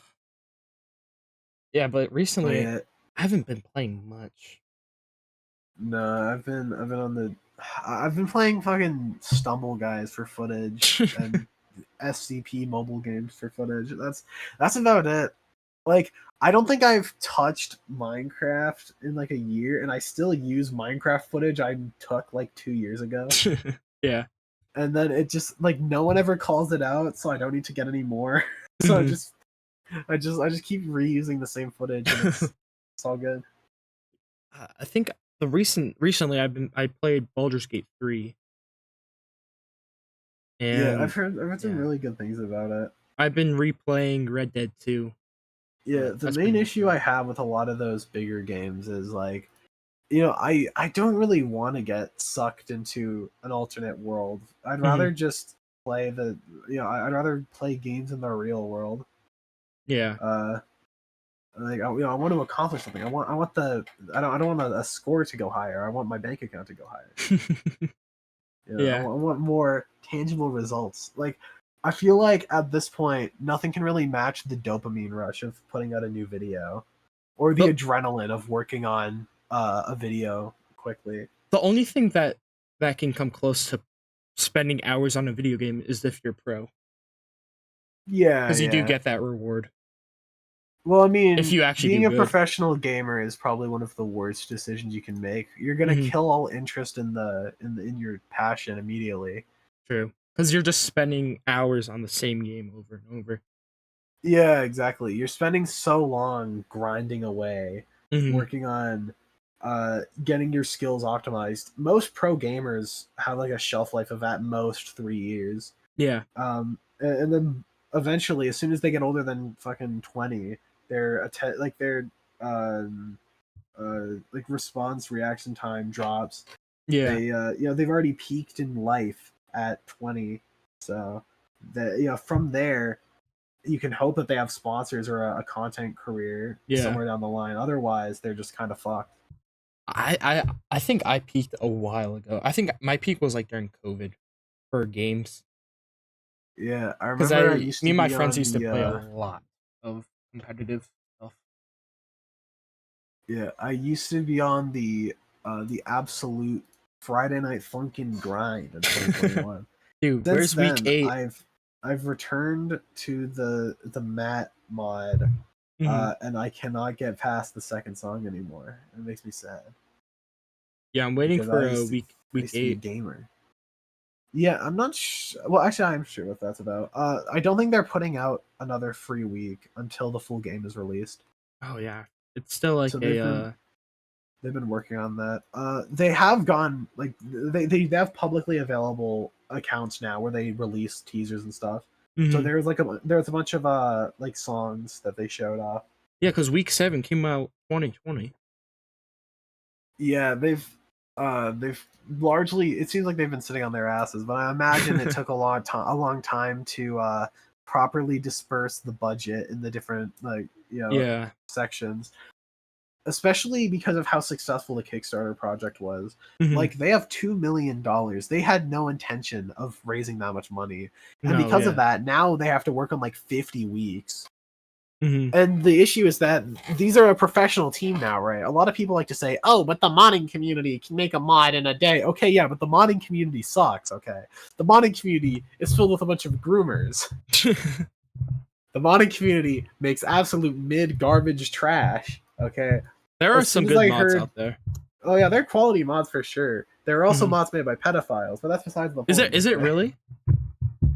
they're, Is there I mean, really mods by pedophiles? yes, there are plenty of Friday Night fucking pedophiles in the community, and a Didn't lot know of them that. make mods. But anyways, the Friday Night fucking mod community is generally, there's a lot of cool stuff in there, but Mhm. also, once you listen to the official Friday Night Funkin' music, it immediately reminds you, oh yeah, Friday Night Funkin' was about Newgrounds. It was about the Yeah. internet aesthetic. A lot of mods seem to forget that, and they Mhm. just choose to make it boyfriend going against some random guy in some random style. Yeah, like Scott When Pilgrim. like the point of the game was to like it was the Newgrounds graffiti aesthetic, Yeah. and a lot of mods like the general appearance of FNF foregone that a long time ago with Mhm. mods, but now that the new teaser and stuff come out, it's FNF is once again like an underground game. Most people do not talk about it anymore because it's not relevant. Yeah. So because of Going that, through the game's able to going just through continue their doing its thing. Kickstarter. Uh Yeah, I backed the Kickstarter. I have a little you did? CD. Yeah, I have the CD for this first 7 weeks. Yeah, going through the Kickstarter river. They a full ass game. They literally say the Newgrounds version is a demo. Yeah, at this point, that is So pretty much what 7 it is. weeks is a demo. How much is going to be in the full game? Yeah, I think there's gonna be like 50. I think there's like a 10 week like epilogue. And that's there's gonna be like 50 weeks. So Mhm. they have an That's gonna be insane really amount of fun. work ahead of them. Yeah, they have, and not to mention every song in the game has to be made twice because they have like a new extra hard version of every level. Oh yeah, where they just add crazy bunch of notes. Well, it's more notes, but it's also a unique composition, a unique Oh song, yeah, true, probably with unique visuals too. true, true, So they true. have pretty much twice the work to do for any given song. Yeah. Not to mention they also have to work on servers, Oh latency, modding. They have to make sure everything's easily moddable, and yeah. for Hmm. mods to be officially implemented into the game. Dude, that game is gonna be fun though. I can't wait for that. The only Yeah, game I'm the one game I am really hyped for. I don't think I've ever been hyped for a game ever. This hyped at least is GTA 6 because I'm yeah. really into Rockstar. I think it's wild how it took so long. But then again, I guess the GTA Online infinite money glitch but in real life was just too good to give away. Give away. Yeah. Um, but I'm interested to see how it goes and how it's received. Hmm. Because GTA 5 is, I think, like the third most popular game, most financially successful game of all time. Yeah, So because I'm it made curious. 1 billion in 3 days. Yeah, that makes sense. Mhm. So I'm curious to see how well GTA 6 does. I think it might reach 1 billion in 1 day. With how much hype, Maybe. maybe 2 days, Yeah, but with how much hype, there's gonna be a lot. I don't. yeah. Not to mention GTA before 5 was already really popular, but after 5 it's only gone Mhm. insane. Yeah, and So it's been there's like so 10 much years. more. Yeah, there's so much more discussion around the GTA series, even after like there was a lot before 5, but after Yeah. 5, it's seemingly doubled. Hmm. So a lot of people are talking about it. Yeah, and it's the most viewed trailer, most viewed video in 24 hours. It's broken That's so many true. records, and it's not even out yet. Most viewed legitimate actual video. Yeah, the Aside Discord. from fucking Discord getting 1.4 billion in a Yeah, day. they But removed the views. Now it's at like good. 2.6 million. Yeah, because no one gave a shit. Yeah, Because they fucking view loot botted it, boxes. bro. Oh boy, I am so hyped for loot boxes. Time to watch this video 1 trillion times. Loot boxes, really? What even were the loot boxes? Because I It didn't was like see. it was like a bit they did where you click a button and it opens a box and you get like a PNG image. And then if you got all of them, you got the like a clown overlay on your profile for a little while. Dude, loot boxes. I don't think anyone's ever excited for loot boxes. Bro, I'm really happy those went away though in games. But now yeah, they're yeah, replaced by battle passes. yeah, and microtransactions. Well, I mean, at least you Every- know what you're getting with the battle pass. That's true. I think generally battle passes are like they tend to be a better deal than Mhm. $20 skins, True. at least. So that's something. Yeah. Because what else? Yeah, Fortnite. They have freaking everyone now. Yeah, I mean, at very least, Fortnite has always been a completely free game to experience. You don't have to pay any Yeah. money anywhere. If you really want to, you could run around in a default skin forever. To be And there's honest, also like, I used to play like, Fortnite a lot. oh yeah, I spent like $300 on it. So Mine is way more expensive, but yeah, because I got a Switch bundle, I got a 2 phone bundles, and so the Switch was like $300. It came with like this exclusive skin, and then the phone there was the 2 Samsung bundles, the S9 and the S10. which skins were there? The Galaxy skin and Oh shit! iconic. Damn, you got the good ones. Yeah. So my Fortnite account is Kind of stacked. yeah, really stacked. And then Yeah. I just been playing A since the little game thought came out. experiment. A little thought experiment I like to do is to imagine if someone was playing since like chapter 1 season 1, how insane would their account be if they spent $0 and then played every day and got every like free reward? They would have probably had like well, first of all, they'd have every battle pass since chapter 1 season 7 because of the Yeah. free V-Bucks you can get. Yeah, And then chapter 1 season 8 was already a free battle pass anyways. because they had like that quest you could do. Yeah, there was the quest you can do. But only if you had season 7 battle pass. Yeah. So you could probably use the free V-Bucks to get like season 6 or 7, and then there's also all the umbrellas, all the free battle pass rewards from the earlier seasons, free challenge stuff. I have the fucking like snow sleigh from season 7 that no one uses. I have it because the challenges were fucking AIDS and you had to play against the zombies and shit. Yeah. Garbage. But yeah, there's like a bunch of stuff that no one uses. Well, not to mention it's just kind of ugly. No one uses it for that reason. The only thing rare I have are the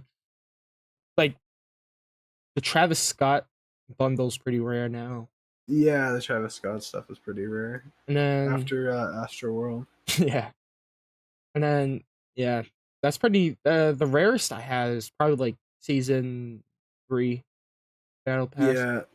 I have a couple of the ones. I didn't max out season 3 battle pass, but I got it like the last week it was available and made it all the way up to Dark Voyager. So that was a pretty good use of money, especially because now I can show off fucking Rust Lord. Dude, now it's like chapter 5. Dude. I don't even know. Yeah, I haven't played wild. Fortnite in a bit. Yeah, I hopped on and got Peter Griffin. Yeah, same. Now after that, I have not touched the game, which is a shame because I played OG pretty good. I played OG Fortnite, and then the Peter Griffin, Yeah, and then stopped. I made like a really funny video on OG Fortnite on my second channel because I basically, when it came out, I spent so much time playing it that I did not get videos out for like a good month. And I was playing so much OG Fortnite, and I would clip any time something funny happened. Mhm. And then if you look at the video, you can see my slow descent from the beginning of the season with the optimism and the bot lobbies to Mhm. me just absolutely despising everything, bro. Yeah. All the optimism just vanishes as soon as I get into the annoying high skill level lobbies. Like I get so irritated by the end of that. It shows what the Fortnite brain rot does to someone, bro. But yeah, after that, they really got everyone there. Yeah. Everyone was hyped. Then the end of the OG event was kind of garbage. It was just an Yeah. advertisement for Eminem, more really? games. Well, no, it's not even that. It's Eminem shows up for about Two maybe 30 songs. seconds, maybe not even two full songs. Yeah, it So like wasn't 30 full though. It seconds was just like combined. 2 like snippets, Yeah, snippets. it was like a combined maybe minute Yeah, total. and Then you go then into the fucking Lego Lego. world with the Yeah, glider. It's and it was kind of garbage, bro. And not to mention the beginning was literally just fucking chapter 10 again. Not yeah, chapter 10, season 10 with yeah. the mechs and shit. It was just that the asteroid again. Mhm. Okay, thanks for reusing assets. I was expecting a unique Fortnite event, but I mean, I wasn't even there for chapter 10 season 10 in the first place. I So bought the battle pass for that one, but I barely played it. yeah, I stopped. See, the thing was that season 9 was so fucking long. They extended Yeah, it another like 2 months. By the time that happened, I just stopped playing the game. yeah. I came back for like chapter 2 season 1 a couple other times, and then I hadn't Chapter touched the 2 game. season 1 and no, yeah, chapter 2 season 1 and season 2 were long.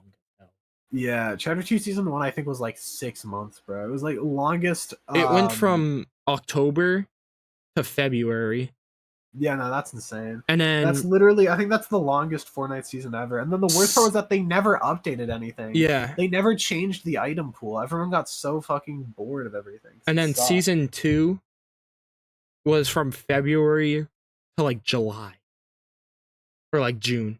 Yeah, no, that is not what you want to do. I guess they had to They were make up fun for seasons though. They're really fun seasons. yeah, they had to make up for stopping the servers for one day. Crazy. Yeah, it was like I remember seeing the clips of like the kids crying and stuff. Yeah, we're like, no, my V-Bucks. No. The black Because hole that's all sucked they them did. all up. Yeah. Because that's all they played. They had to play. That's true. Fortnite is a gamer game. Okay, They had to put. They had to go to like creative That's destruction. true. Oh yeah, Creative Destruction also got removed from the App Store, so there is no good Fortnite Is it mobile really? alternative. Yeah, it's been gone for a while. I think it's still on Steam, or they might have removed it. It might be on Steam. It's not on the App Store though. I remember I played it for footage for a video because Fortnite on mobile was already gone by then. Mhm. Then I did a video on Fortnite ripoffs like 10 months ago now, and Yeah. I tried playing Creative Destruction, but it just wasn't there. It was gone. They deleted it.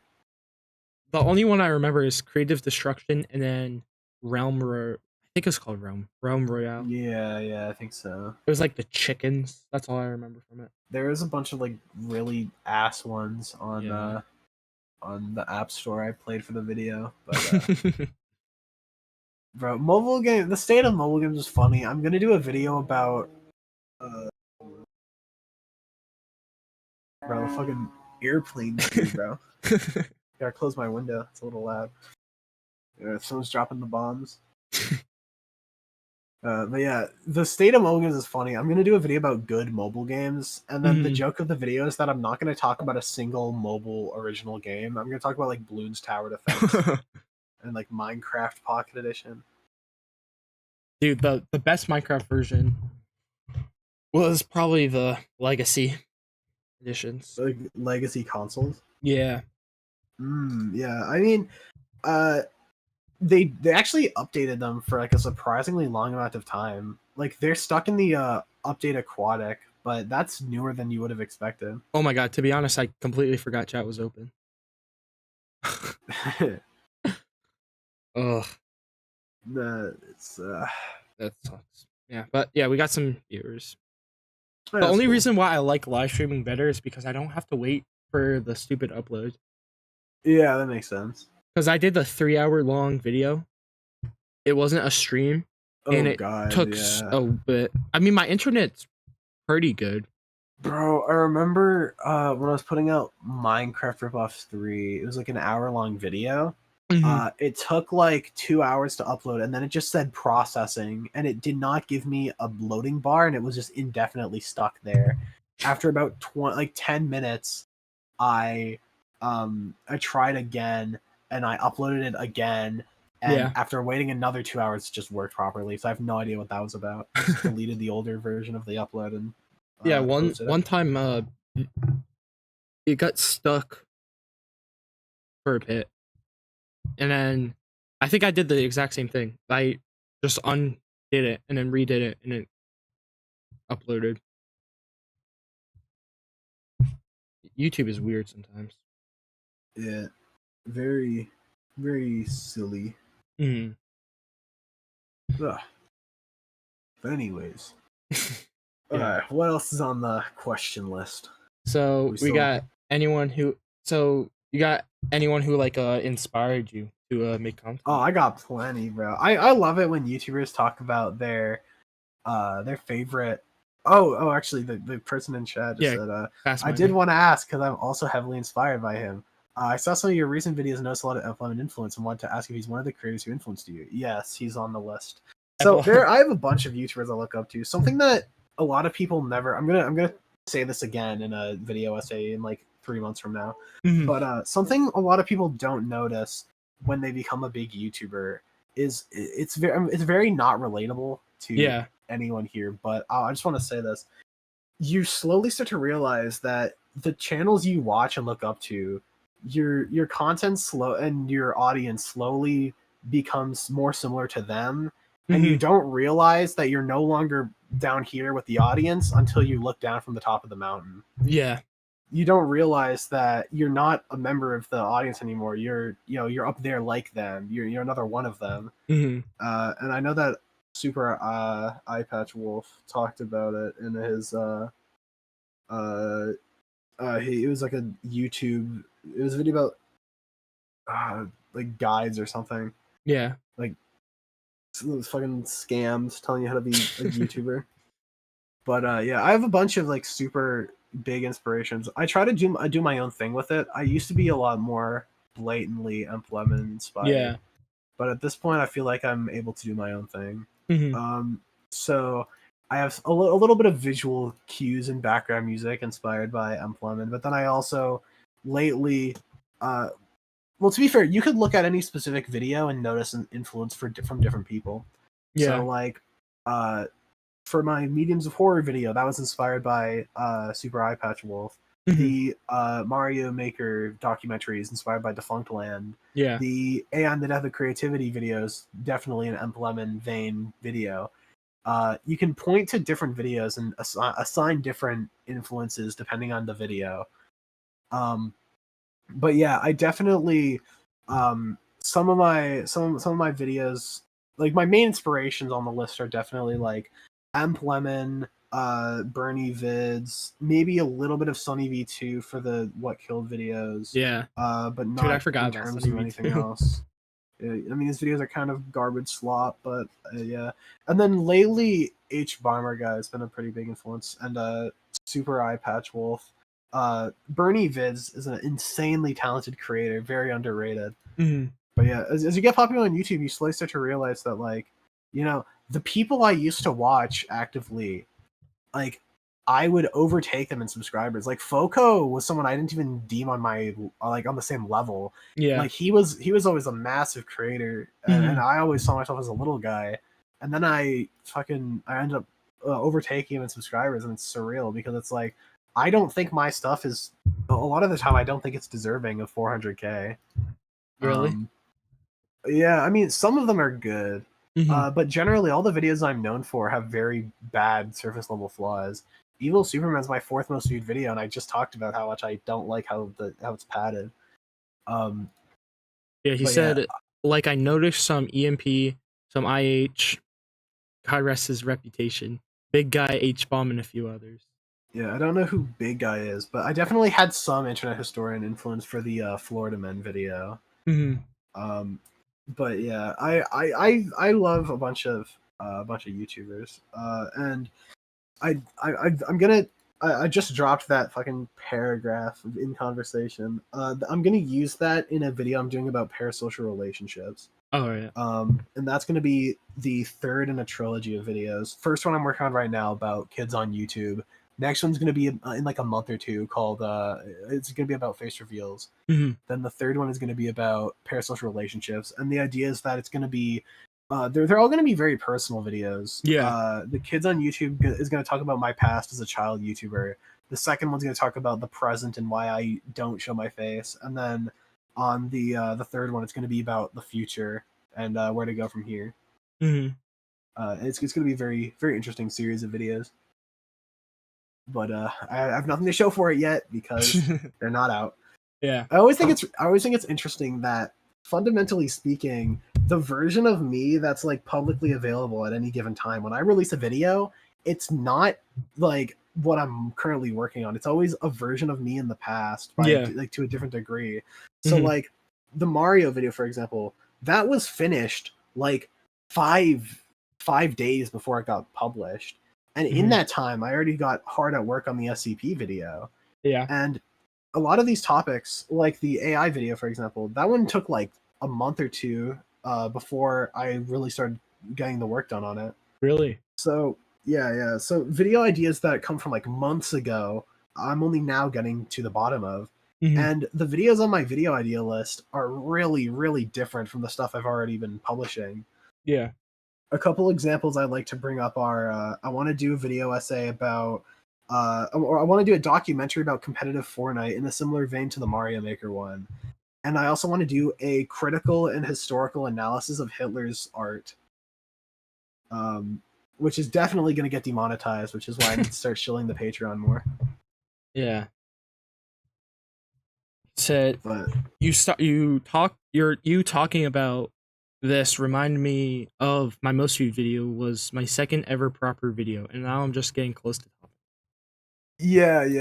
Let me read off a section at the very end of the video. The line is so one of my first most popular videos was made in mid 2020. It was the Plants vs Zombies ripoff video. Oh yeah. And the main anxiety I had with it was, quote, if 13-year-old me was the one everyone knows, then who am I? Mm-hmm. Because like it's I still feel like even now my best material is years away. I think my best video is going to come out in like another 2 or 3 years from now. And ideally I would like my most popular video to be around that time as well. Mm-hmm. Everyone wants their best stuff to be seen by the most people, but realistically, that's never really what happens. I can make a mid 30-minute long like meme video about Minecraft jams and it gets 400k views. Then Yeah. the next week I could post a Mario Maker documentary, which is 35 minutes, and no one will watch it. Yeah. It's just sort of the reality that the audience wants to watch what the audience wants to watch, and realistically, your passion projects aren't always going to align with what they're looking for. Mm-hmm. And you like learning to sort of accept that and to try to spin your videos in a way that works for your audience and the most people is important. I also think it's interesting that over time I have fundamentally split my audience into like 2 or 3 parts. There Yeah. are the people who like the video essays, the people who like the mobile game videos, the people who like the toy reviews, the people who like the documentaries. Then there's like some overlap between certain sections, but generally it's a very different audience. And sometimes I know exactly when a video will do well. Stuff like the Minecraft Jams video was a very easy video for me to know it'll do well. Yeah. As soon as I saw the thumbnail and the title, I was like, yeah, okay, it's gonna be good. With something like AI, for example, I knew it wasn't going to do well because my audience has a lot of kids in it, and this very important video that people should probably watch, people aren't going to care about. Mm-hmm. So, yeah, that's just something I have to just accept. Ideally, I try to imagine myself what my channel is going to look like when I'm at 1 million subscribers, because I'm on the path to getting there. Yeah. According to Social Blade, it should be like late 2027, I think. Late 2027. Yeah, I mean, I'm getting about 100k subs a year consistently, so it's never been super fast, but my growth has never been insane. I feel like at any point I can put out like a really good video and it'll pick up. Yeah. So I'm trying to think, right? When you think of 1 million sub channel, I'm just gonna use Lemon as the go-to example. When you go to his most popular video, it's the Hungry Box documentary with like 8-9 million views. Yeah. And that, like, you know, it's multiple factors their sub count. So if I'm imagining my channel at 1 million subscribers, my current most popular video only has 3.4 million views. That is not 1 million subscriber channel video. No. So yeah. at this point, either the PVZ video is going to grow to like 8 million over the next like 5 years, which is entirely possible, or I'm going to put out a really, really good video and people are going to watch it. Fuck, even like really established creators like H Bomber guy, like he puts out one really good video and it's at fucking 20 million views now. Yeah. So clearly, people can always be right next to their new like biggest video. Yeah, you're always, because it's 4 months ago and Sorty is most popular. Yeah, it's like the gambler's mentality. It's like, you know, 99% of people don't win, okay, but you're always one spin away. So I'm still thinking my most popular video is years away. I just need to cook up enough good videos to change my audience to be the kind that enjoy watching my videos. It's like that picture of the guy mining. Yeah, I have the diamonds in front. I just saw that. You almost got that sixth sense where you see how a video is going to do with fairly decent accurate. Yeah, I'd say so. Sometimes I know a video is not going to do well and I post it anyway because it's a passion project. And other times I assume it's going to do well and it doesn't. And that's probably the worst. When I assume a video does well and then it does horribly is probably like the absolute worst feeling. The best feeling is when you release a video not thinking it's going to do well and it does. So 7 months ago, I put out this video essay about the hopeless reality of One. One is an object show series, and I grew up watching Jack and Jellyfy and a bunch of other object shows. So I decided to make this video because One is not just about the series, it's a analogy for object shows in general. And I picked up on this, but a lot of people watching didn't. So I decided to make a 32-minute video recapping the show and also going into a bunch of extra detail about object shows, mainly explaining how One is a subversion of them. And the video, I was expecting it to get like maybe 100k views by now. It isn't the kind of video that I usually make, and it usually doesn't do super well. Yeah. But it not only did it shock my audience realizing, oh, this guy who's never done an object show video just talked about One, holy shit, but also it got 700k views now, so it's gonna hit 1 million sometime decently soon. Yeah, and it's, you know, it's not the kind of video I'd expect to do well. It's almost like Evil Superman, except at least with Evil Superman, I knew it would do well immediately because of the thumbnail. It's funny though because at it's first Homelander and Omni-Man. Yeah, at first, Evil Superman did fucking awfully, too. It got like 18k in the first day. It was like bottom of the list. Then at the end of the week, it was at like 200k. Then the next week after that, it was 500k. Week after that, it was like 1 million. Jeez. It just kept slowly growing until it became one of my most popular. I just gotta hope that happens with all of my video essays. I got a question. What's been your favorite video? There is so many, man. It's so fun to work on stuff. I think I'm gonna do the cop-out answer and say that my favorite video is the one I'm working on right now. Evil Superman. No, I wish, bro. I wish that was a good video. No, the videos I like are the ones that are about things I grew up with, which is most of them. Yeah. I really liked the Minecraft Jams video, even though it was kind of slop. It was intentionally not the most well edited, because how am I supposed to make Minecraft? Like, you don't expect me to put like a ton of time into like editing a Minecraft Jams video. Come on. There are like different types of videos have different expectations in terms of both views and quality. So a mobile game review isn't going to be as high quality as a video essay, and a video essay is going to be higher quality than a fucking Minecraft jams video. That's just what it is. But at the same time, I also expect the reviews and the fucking Minecraft jam slop to do well, because I know that my audience is either nostalgic for it or currently children that are watching it.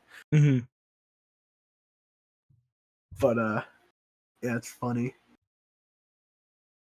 I had videos do weird and really expected things too. Like my second most viewed video was a less talked about Rockstar franchise they stopped making. Then GTA 6 trailer came out the next day. Now it's at 1.3 million. Huh. Yeah, this dude's really good. Fast Miner. Yeah, I'm pulling up his channel. Huh. He's one of the guys I interviewed a few weeks ago. Oh, not cool. Maybe like 2 weeks. Last week. Neat. But yeah, it's the video I'm working on right now. I've really enjoyed it so far. It's it's a video about kids on YouTube, and let me actually show off what I have on it. Right. I might as well leak it early. I don't have a lot done right now. I'm in the process of writing the script, but I also have a couple things visualized because I was so hyped to make this video that I had to get some music and visuals on a project file. Even though there's no voiceover because the script is, again, not done. Yeah. So let me just open that up. I'll screen share when it's open. All right. But yeah, I'm really excited for this one because kids on YouTube is a very personal topic to me, because I started YouTube as a little baby.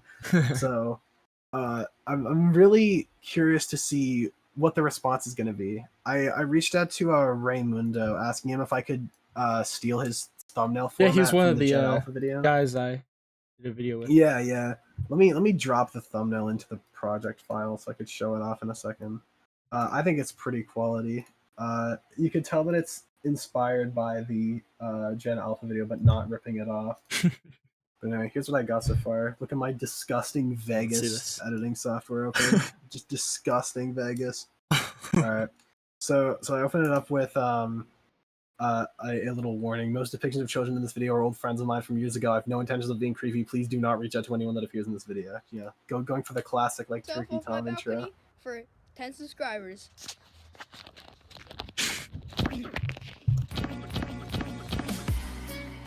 So then I'm gonna open it up and say, like, this is Declan Fitzgerald. Basically, he's mainly known for making a meme video. Yeah. Where he jumped off his balcony for 10 subscribers, and that video got, I think, 6.5 million views, and now he's sitting at 200k subs. So he's gonna be my return. He's like I'm doing the video essay thing where at the very end of the video I'm gonna mention him again. But yeah, he's a very interesting case because he's the rare example of a child YouTuber who actually gets popular. Yeah. Then I also have the intro done with a bunch of footage of my friends from like 7 years ago.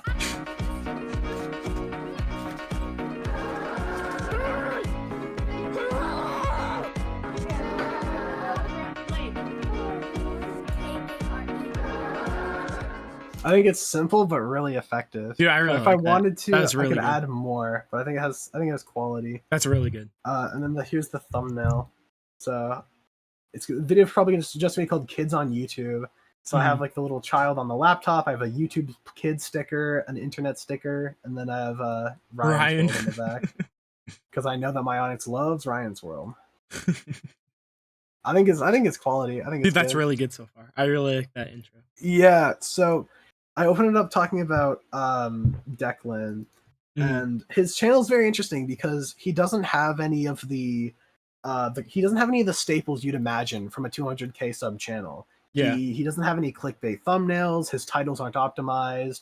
He doesn't have an upload schedule. Yeah. But all of those elements, while he is a kid on YouTube, he's also a really interesting example of how YouTube's changed, but in other ways how it hasn't. A lot of people say that the tagline "broadcast yourself" is dead, but if you look at regular YouTube videos, if you look at regular people making videos, it's still very much alive. Kids on YouTube always they've always been around doing these sorts of videos, and they still are. They're still broadcasting themselves just like regular YouTubers used to. It's just now they're completely blocked out by the algorithm. Yeah. So yeah, I'm excited for more of this. Vegas is yucky, but I'm never gonna leave because I've already made my bed, so now I have to lie in it. That's my conclusion on Vegas. But I'm really excited for that one because I get to. First of all, I went down the rabbit hole of my friend's old YouTube channels like 2 years ago with my friend Sam Sournail. I've been showing him clips of fucking like Brody CCD21, the greatest YouTuber ever made, and his classic video "Welcome to my channel." And we've been occasionally going back and watching the old children's videos, and they were so funny, bro. It's like there's something so endearing about someone who has no idea what they're doing, but then still giving it their all and trying their best. Dude, I even have if so many their old best videos. isn't very good. So many old videos of me and my friends. But yeah, I've become too attached to Vegas. It's like the symbiote. If I want to switch to Premiere, I have to relearn stuff, and I don't want to do that. Yeah. I think my quality is good enough. It doesn't matter what software you use, so long as you make good videos. And besides, the script does most of the work anyways. Even It's if my like how videos were it's like bad. how all my creator friends use Adobe, and I need to tell them to please stop. It's not healthy. Become based. Yeah, I'm not joining the cult of Adobe. I'm staying away. I don't even use fucking Photoshop. I just edit my thumbnails in Vegas, and it works out fine. I've become a master of the program. Yeah. But I'm just happy to do what I do. I hope that I can put together more videos like that, and I hope that people actually watch this one because they're just, you know, they're too fire. All right, Yeah. they're too good for people to not watch them. Dude, that I hope intro's already that so good. yeah, exactly, and that's without any of the actual substance of the video, and the Yeah. voiceover. And there's so many good songs I use. That song at the intro is really good. I like that. Yeah. I've been writing. You know, I mentioned this is a part of a trilogy. So I've been writing every part. I'm writing sections of them separately. Oh so yeah. right now I have about 5 pages on child YouTubers, 3 pages on face reveals, and 3 pages on parasocial relationships. Yeah. I imagine each of these videos are going to be close to about 20 minutes each, combined. And then I'm also writing a video for the next week after the kids on YouTube. It's going to be about Mr. Beast clones and how boring mainstream YouTube is. Sort of like the Pinely video about Mr. Beastification, except I'm going to talk about different subjects. Yeah. I'm gonna call the video "How to Clone Mr. Beast," and I'm gonna open it up with the fucking Mama Max music from that one video where he talks about Joe Rogan.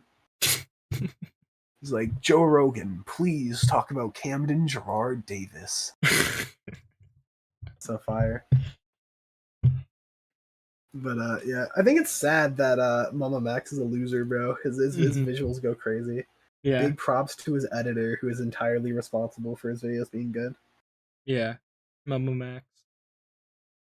But I yeah, forgot they've about been that, really. dude.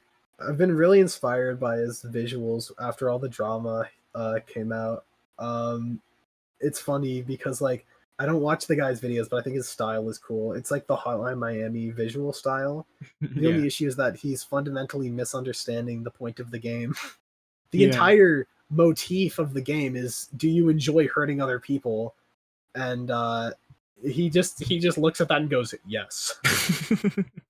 Like he's not. There's no thought that he's putting into why he's doing it. He just thinks it looks cool. Yeah, it's a similar Fast Miner. I agree. An internet historian still makes good stuff. It's hard to watch his stuff. It's cool to be inspired by controversial figures, though. Yeah. It's just it does taint the viewing experience once you notice things. Then again, though, I'm gonna go over this in the parasocial relationships video, but like, people shouldn't be putting YouTubers on these insanely elevated platforms. It's cool to like compliment someone for doing a good job. For example, I just watched Sam's new video about Skewy, and it was like one of the best videos I've seen in the last week. And it's a great video, and I told him that in DMs. It's cool to compliment people for their work, because when they do a good job, it's good to inform them.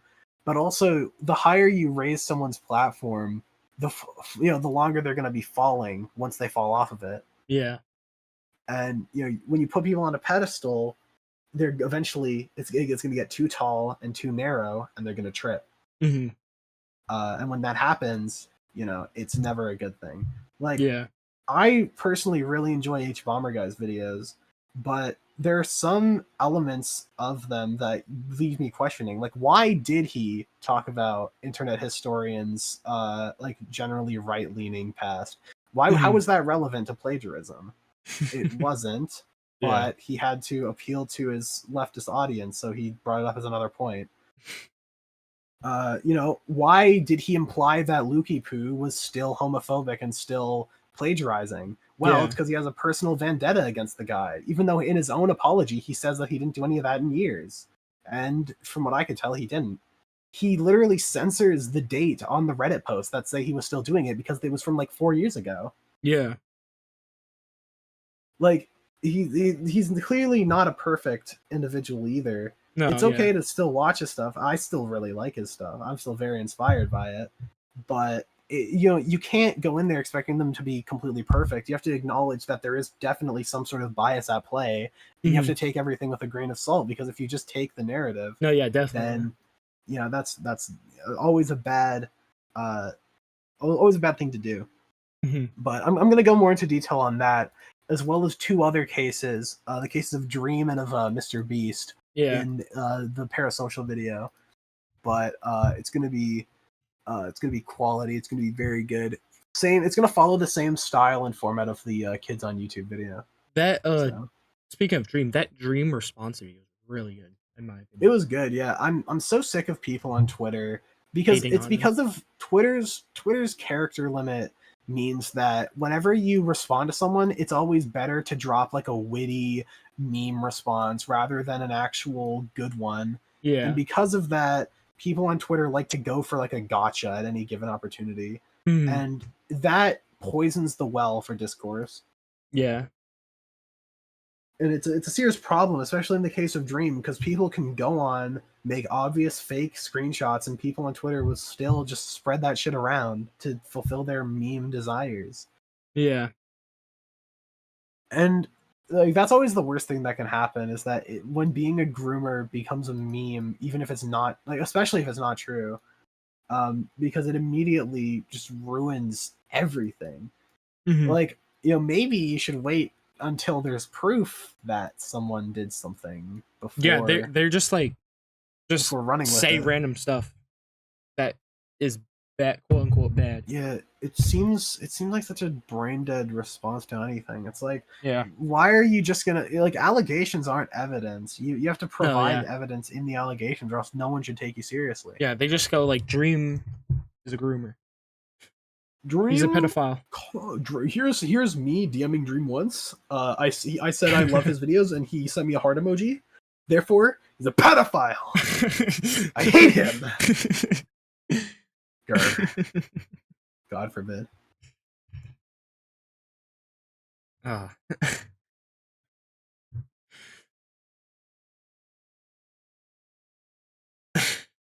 Yeah. But yeah, I think TLDR, don't play into parasocial relationships, because it's happening a lot in Dream's sphere now, because all of them fucking did the same thing he did, where they would blatantly appeal to the mob of stupid fucking, like, parasocial 14-year-old girls. And then stupid TikTok. And here's the thing, they go from being obsessively attracted to them to being obsessively repelled by them. Yeah. So then they go from being their biggest, most loyal fans to the absolute most relentless haters. And they immediately start to spread the allegations as soon as something comes out. Yeah. So that's why you shouldn't appeal to parasocial relationships. I feel bad for Dream though. Dude, literally, well, yeah, I mean, everything comes out. I think the most disgusting part of his video on his detractors' end was when he said, like, he'd be swatted literally daily. Like, bro, how can you live like that? That's insane. And like when he gets on the phone with his mom, telling him like, "Oh yeah, you left the house like 3 times in the last year." It's like, jeez, Dude, swatting is awful. like damn, bro should have done that face reveal sooner. Maybe then he'd at least be able to leave the house. Yeah, 3 times in 1 year. Absolutely psychotic obsession. Dude, that's like that's like sad. Yeah, it's like it hurts to listen I could to. I could not stay in my house for a year straight. Nah. I can stay alone for a while. I could work on videos, but Yeah. that's just to pass the time before I have to go to VidCon. Like, come on, Yeah. I gotta leave at some point. I can't stay Yeah. in here forever. Yeah, because if he didn't live with his mom, bro, he had no food. He had to DoorDash every night. And then if one of the DoorDash people recognizes his voice, then he's fucked. Yeah. Man, that entire sphere, I understand why they do it. They build the parasocial relationship to have the longer lasting fans. Like, I understand a quarter of my audience fucking left me. I have nearly 100,000 unsubscribers. Yeah. I'm about to hit that milestone. I should get a red play button for losing 100,000 subs. I think that's fire. But yeah, it's like I purposely avoid doing the parasocial shit. Mm-hmm. I don't want people to be super attached. I just want people to enjoy watching the videos consistently. I've seen it like in person. Because again, I was talking about it earlier, I met Matt Pat. And his fans, dude. Some of his fans that were there were really annoying. That's kind of crazy because even like the average game theory videos are the same as mine. They're not super parasocial. They don't yeah. like they're not super personality based. He mostly focuses on the other stuff. But I guess when you're on a platform so big, a percentage of them are going to be creepy. Like I'm gonna go over this in both the parasocial and face reveal video, but my full fucking name is just public info now. Yeah. I didn't release it. People went into every fringe social media app that I've ever been attached to. They went on fucking Name MC. My dad accidentally made my Minecraft username my full legal name, not realizing it was a public online app. People go on that, go onto there, find my old Minecraft username, and then all of a sudden my middle name is on Wikitubia for anyone to see. Dude, it's creepy. Like that's so weird. I'm gonna talk about it in the face reveal video. But it's weird, bro. It's like I don't even make videos that appeal to parasocial relationships. I purposely make relatively like structured videos. I script everything. So I have no idea how. Like, let me pull it up. The fucking first line of my Wikitubia page just has my full legal name. Like, I don't even use my name in videos. That's probably gonna happen to me some point though, because I use the same email for everything. Yeah, that shit is so creepy, dude. It's like I don't even understand how you could have a parasocial relationship. I barely display any personality in my videos. Like I make jokes I think are funny, but that is as deep as the rabbit hole goes. Other media and they link your Name MC. Yeah, Name MC. It's a platform I've never used, but because my dad made my Minecraft username my full legal name, he accidentally doxed me back in 2012. Yeah. And and even years, and then here's the thing with Name MC, it's been years since I changed my Minecraft username. I changed it back in like 2015, 2014. I changed it years ago. And because of how Name MC works, you could see old usernames on Minecraft. Yeah. So you just go back and fucking find it. Like, how do these people even think to go on there? I don't know. It's Name crazy. MC. Name MC, the most fringe fucking thing they could have went on. It's really weird. It's really, really weird. I forgot and the thing Name is MC that even existed. Yeah, well, because it's not relevant. It's not a social media. It's not a public face for anyone. It's for Minecraft skins. Yeah, it's for Minecraft usernames and skins. And for some reason, that's what someone chose to put my username on. That's so weird. Very strange. But and here's the thing, like if I really wanted to, I could reach out and say, hey, could you guys not put my private info on there? But at this point it's already public. People Yeah. have already seen it. What I'm gonna do is in the face reveal video, I'm gonna make it really dramatic. And I'm gonna show off like my first and last name in the footage, and then I'm gonna unblur the middle name at the end Yeah. to sort of emphasize like this shit's public now. I might as well just accept it. Hmm. I'm also gonna use my first and last name in the YouTube Kids video Oh, yeah. because you know how I open it up talking about Declan. Hmm. So I'm gonna do a retread of that later in the video. I'm gonna show a clip of my first video and compare myself to Declan without saying the modern channel name. So I'm just gonna say this is insert name here, another child YouTuber based somewhere out of Canada. He's mostly known for his videos just doing whatever he wants. So you know, I'm gonna use like a bunch of old footage and old videos I made to pretend like this person isn't me. Then I'm gonna reveal like, by the way, I was a child YouTuber. Haha.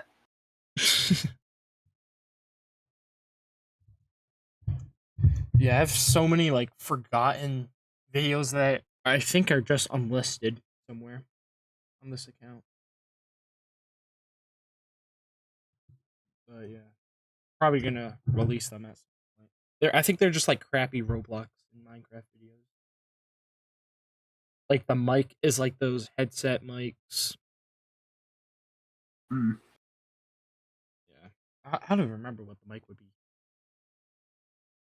Probably like the HyperX, All right, all right. like the attachable mics. Anyway, we've gotten nicely sidetracked, but do you have anything else on the question docket?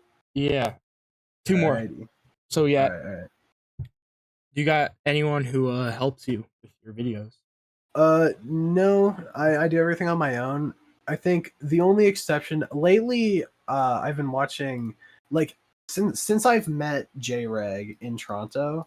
Mm-hmm. He in his videos he tends to preach about like collaborative video making. Yeah. And community. That's like a big thing in his videos, a big motif. And then that was only reinforced when I watched Gokinaru's video about Sneeko. Oh, and yeah. he got like a bunch of other people working on that. He got like original music, original visuals, and it was like a really good video. Mm-hmm. So for the Mario Maker video, I decided to try to do a similar thing. And that's the only video I've done not completely alone. Yeah. I commissioned custom music and custom art. I obviously wrote everything. I researched most of it. I shared a little bit with some other YouTubers, and then I interviewed a bunch of people. So that's like the most community I've had on a project. But generally, it's just me on my own. I do my own thumbnails. I write my own scripts. I edit everything. Yeah. I'm trying to capture that independent artist sort of vibe with like you know you see it a lot in like Lemon videos. Yeah, because he tends to just do all the research and stuff on his own. And like I personally think it's just more fun when you know everything's coming from one person. Yeah. Like I really like Turkey Tom's videos, for example. But my favorite era of Tom's content was like 2 or 3 years ago. Yeah. Because that was back when he did everything on his own and you could tell every topic was personal to him. And even though I think that his 2 Mad video was great and his Danny Phantom killing, those two recent videos, those two were really good. They were fantastic. And I have big props to the person who wrote the script and the person who edited it. Not for Tom, he was just the guy who read the script. Yeah. But I have a lot of respect for the like because you could clearly tell in the editing on the Danny Phantom killing video, like the person who edited that video was really passionate about the subject. It was clearly a passion project for them. They put a lot of work into it. That person was not Tom. Like whoever wrote the video did a great job. Yeah. Tom did okay. He narrated the script. Like I say, the one who makes the video is the person who writes the script. That is the YouTube. Yeah, I mean the writing is the backbone of all of these sorts of videos. So as soon as you outsource that, they're not even your opinions. They're not even your research anymore. But on the other hand, that could also just be the pretentious video essayist side of me. A lot of people do like fetishize the like lonesome artist doing everything on their own, and while it's especially impressive, it's also not worth looking at with rose tinted glasses a lot of the time because you're working alone and isolated, and you're not Yeah. really talking to people. Something I do a lot, like I did it in this call, is that I like to show previews to people close to me Yeah. because it's something that motivates me to keep working on stuff. Getting an immediate reaction with a test audience is always great Mhm. in every step of the process. So I, sometimes I'll have a conversation with my mom and I'll show off a paragraph from the script I'm really proud of, and she's like, "Wow, good job, buddy." I'll show off edits to friends and calls. Yeah. I'll interview people who are experts on the subject and make sure I'm getting everything right. And all of these, it's still me doing the vast majority of the work, Yeah. but it's making them better, especially when I'm like for the Mario Maker video, all the like art I commissioned and the custom song, they really helped tie the tone together. Mhm. And even though this was largely an independent project, I felt like, especially for a topic about a team of Mario Maker players, it would only make sense to be working as a community to make this video. Yeah. So that's why I have like a group chat where with all the other people making videos on it. And Yeah. I shared notes with like Nathaniel Bandy about Team 0%. I forgot about that dude. Yeah, it was super cool. He joined the server a few hours after me, so I got him to add me and we shared some notes. Dude, I used to watch about his videos info. all the time. Yeah. It's surreal. It's crazy. Like I keep saying this, but I'm gonna talk about this in a later video about all the YouTube stuff. But it's really cool when these channels that I watched years ago, all of a sudden I'm like friends with and I've worked with. Yeah. Like T3rr0r, for example, I recommended his PvZ video earlier, but years before that, he did a video about Angry Birds Epic back in like September 2020. And I remember watching that when I was at like maybe 100 subscribers, thinking, "Wow, that's a great video." And now I literally do a voice in his his newest, most popular video, in his PvZ video. Yeah. Like I literally narrate in the video. He shows me in like the first couple minutes of the video. Like we're friends. It's Mhm. awesome. And a similar thing can be said with like LS Mark. I was watching an old live stream VODs I did, and I Oh, just yeah. had an LS Mark video in my recommended. I'm like, damn, I've talked to that guy. He's seen my videos. Like that's crazy. Mhm. And I could even say a similar thing about like Turkey Tom. He followed me on Twitter on his old Twitter account before it got fucking nuked. And I have him on Discord. So like all these, it's always really it's weird to talk about parasocial relationships, especially because when you're a creator, this isn't parasocial anymore. It's your job. It's your like surroundings. Yeah. The YouTube space is my, it's where I reside. So at that point, it's important for me to know about this stuff. Mhm. Especially since a lot of these people I know. Like I've talked to Daft Pina before he got fucking destroyed and had to rebrand. He literally featured in a video about go Don't Hug Me, I'm Scared. Oh, yeah. So I've talked to people involved in drama before, behind the scenes. It's always wild. Mhm. And like there's a similar thing with controversial YouTubers. My line of thinking is usually like, if you've done something mildly controversial in the past, like Daft has quite a bit of dirt on him Yeah. over the years because he's been on YouTube for such a long time and he's done a bunch of videos that kind of suck. But I think my general take is like, personally, I've talked to the guy, we've had a good conversation. Mhm. So I don't have any like ill will towards anyone. Yeah. Same thing with like Nux Taku is someone who's like made fun of a lot, but I've out of the one interaction I've had with him, it was positive, even if I don't really like his videos. Yeah. So I think my general take is like, just if my personal experience with someone's cool, then I'm happy. Yeah. Definitely, yeah. Now we're on the final question. Yeah, we've made it. What's been the biggest change since making content? I mean, I think I'm in a unique position to answer this because I've always been making content. I don't even remember a time before 2013 when I started making videos. Yeah. There's some vague memories of like PBS Kids and stuff, like kindergarten, but generally I've been making videos for so long that it's always I've always done it. It's always been like a part of my life. I've always been a creative kid. I remember I used to watch fucking 5-minute crafts and I'd do some crafts. Yeah. When my parents wouldn't let me buy a fidget spinner, I'd fucking make my own back in like 2016. Yeah. I've I've always done video stuff. I've always done creative stuff. But things only really started to change once the video started actually getting viewed. And I do think it's weird that people talk to me differently because I have a number next to my name. And I've mentioned it already in this conversation, but you don't really realize when you're becoming a big YouTuber. You look at everyone with more subs than you and you say, wow, these guys really know what they're doing. They are really accomplished and they understand what's going on. But then once you make it to that point, you're still looking up. You don't realize the people you're looking up to are looking up to someone else as well. And it's like an ongoing cycle. So I would look up to like Dane, for example. Then I'd grow. I now I have more subs than the guy, which is not deserved. He's very underrated.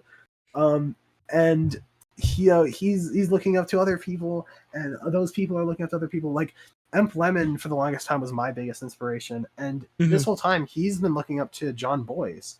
So then I started watching John Boyce stuff, and it's really good. Yeah.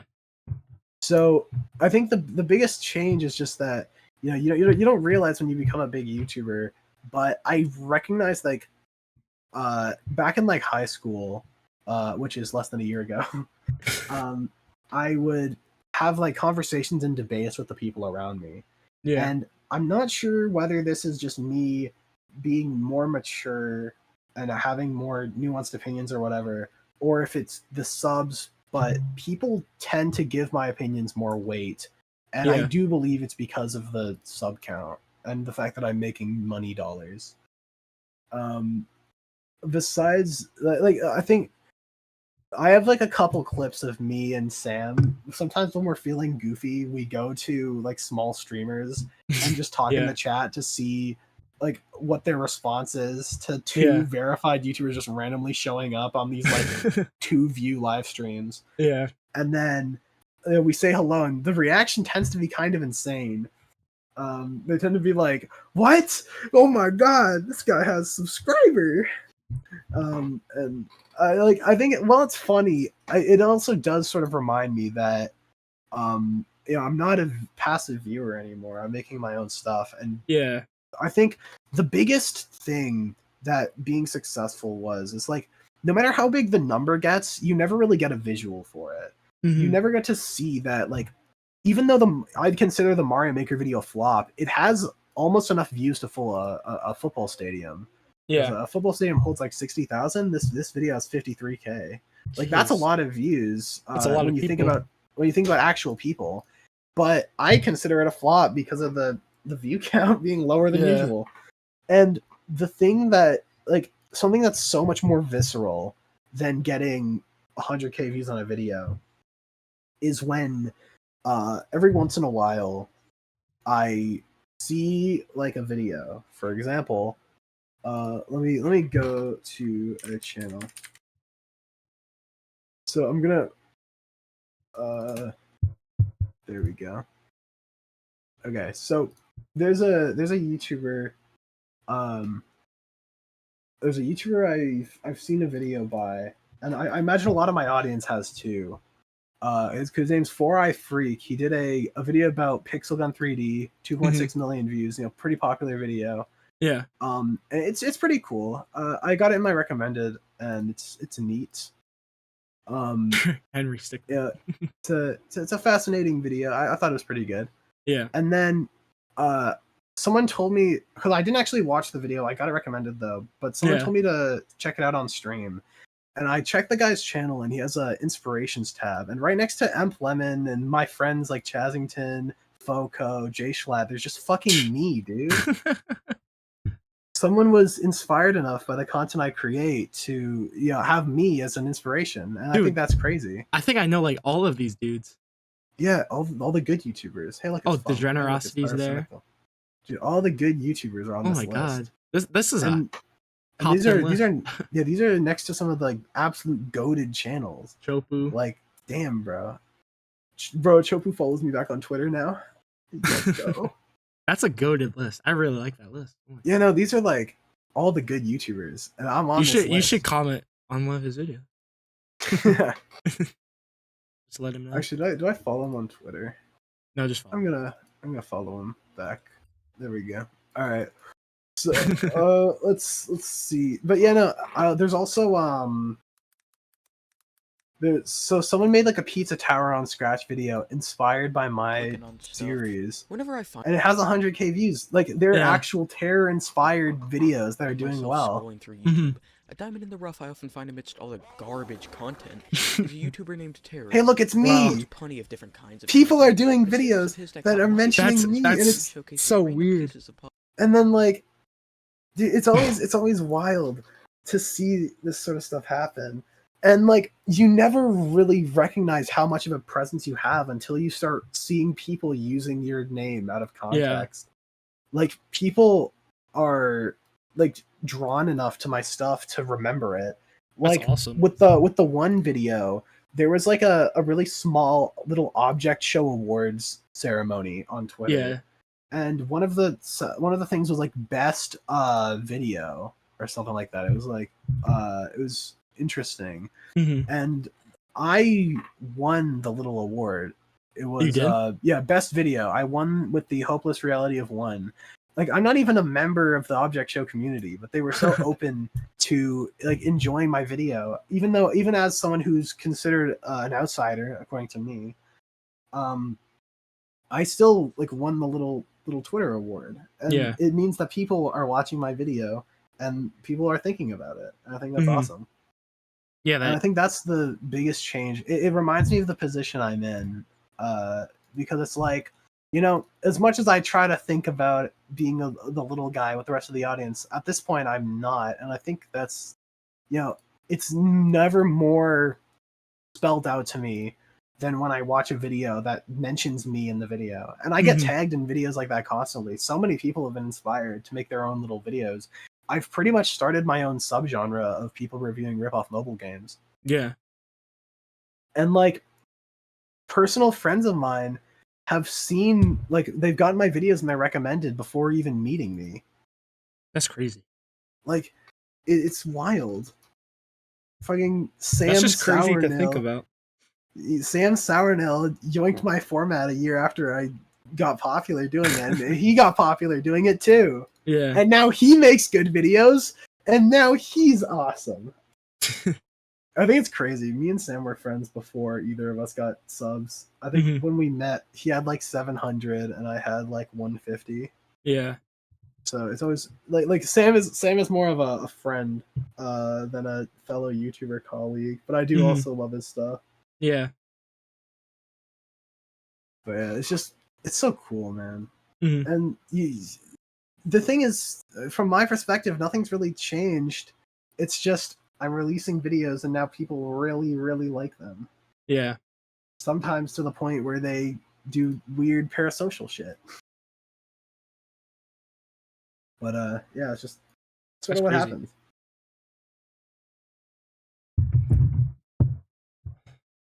So that's all the questions. But you got any questions for me?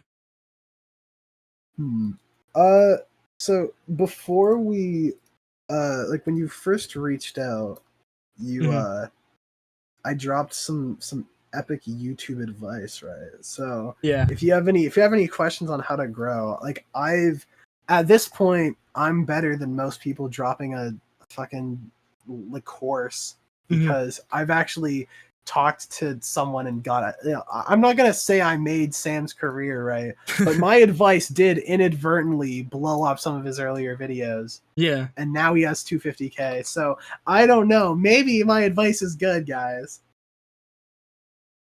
So yeah, if you need any advice on how to grow, I have I have a mindset that's unique, I'd say. Yeah. I'm definitely trying to get into actual YouTube content on my second channel, like video essays kind of. Yeah. But like I've not s- started yet, but I'm just like trying to get different like ideas I could do. Like I'm just like Yeah. starting I to mean, I think start when it. it comes to starting out, you should probably begin with thinking what sort of niche, what sort of videos you want to do. Yeah. Because, like, I didn't do that and I turned out fine, but I also happened to walk into it by complete coincidence. Hmm. I just happened to make a PvP video when I did, and it happened to do well. Yeah. So, yeah, I don't. You got to think what videos you're most happy making. What are the most fulfilling? Yeah. What like elements of the process can you do 100 videos? Hmm. Like, do you get satisfaction out of like ideas, out of writing, out of editing? What do you like to do, and what would you rather not? And then once you come to that conclusion, then it's probably a good idea to think about a niche. Hmm. Because I personally enjoy pretty much every aspect. Making a clean edit gives me dopamine. Getting a good video idea gives me dopamine. Yeah. Making a good thumbnail, making tags, narration, even every part of the process, I really thoroughly enjoy. And because of that, I've been able to make these videos for, I think I'm going on like 4 years of professional YouTube now. Hmm. So I've been around, and I've been uh, like consistently getting better. Yeah. So I think I think that's a good starting point. Hmm.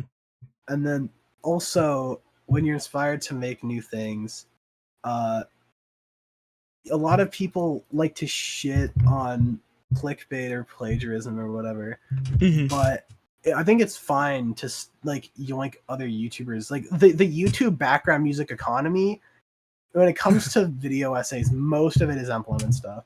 Yeah.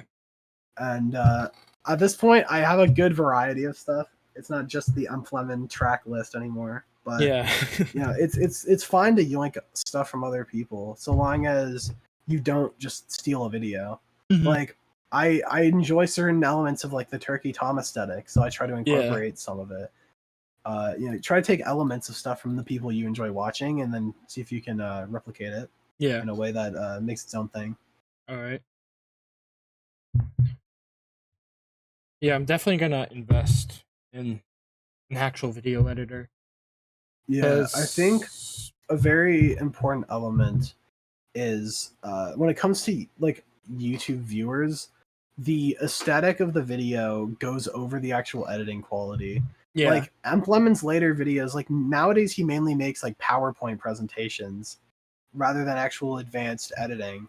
But Hmm. people still watch it because his writing is that good. Yeah. And because the aesthetic he crafts with the background music is good enough to keep people watching. Hmm. So when you consider putting videos together, you have to think like, what sort of style do you want to portray? Background music carries more than visuals do, and also have good mic quality. I think Yeah. that's like when you master audio poorly, you scare off a lot of viewers. Hmm. Like it hurts to watch some old videos by some creators because their mic quality is so dog shit that it hurts to watch. Yeah. Like a lot of the old Super Eye Patch Wolf videos on really interesting topics, but it's definitely tough to sit through them because the mic quality is just not good. Yeah. So yeah, I'd say invest in like looking into different vibes you want to convey, Hmm. and get I think your mic is decent. I think you could probably deal with that. I think Yeah. just look into audio mixing early on, because that's a mistake I made. This is I just would like a Blue record. Yeti. Yeah, the Blue Yeti's all right. I did horrible audio editing with mine, so my results were a little ass. Yeah. I ended up like when I recorded audio, it would be too quiet. Then I would raise it with an effect in post, and Yeah. because of that, it would make it very bass boosted and really bad sounding. And that was all on me. And because of that, some of the 2022 videos are hard to look back on. Since then, I've upgraded to a Rode NT1, and now I finally, I only learned this with the AI video, but when you export a video, there's a little fucking like bar and how loud it is. I didn't know that affected. I didn't even know that was an effect on the project. It was like I thought it was just an effect for your ears, but no.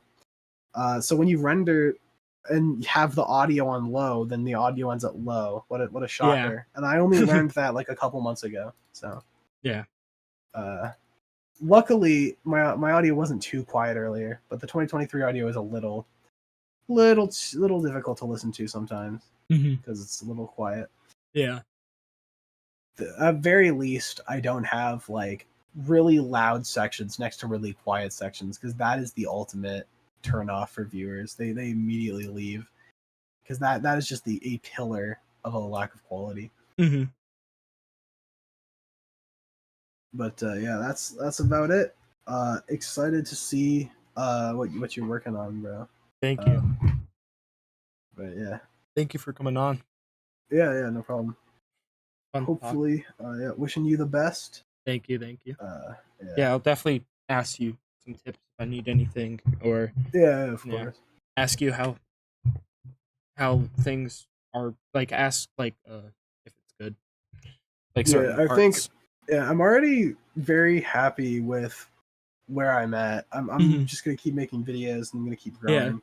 And then I think at this point the goals shifted from like sub growth and getting views to I want to see if I can like get some more connections and get like I want to be one of the people that when you talk about like who makes great videos, I want to be on that list, bro. Yeah. I've been working on that and I've been trying to get onto that list, bro. I want to be next to like H Bomber Guy, Emp Lemon, and Eyepatch Wolf as the good video essayists. So I'm gonna keep working on that. And my goal is that by the end of the year, by the time I turn 18, I want to put out like actual S tier video essay content. I want to be on that list. I want to be on the list of the best videos. At that point, I wanna be known for that. And hopefully you can do well. Bro. Thank you. All right. I gotta go work on a YouTube Kids video. Good talk though. Good talk. Thank you. See you, chat. Have a good one, everybody.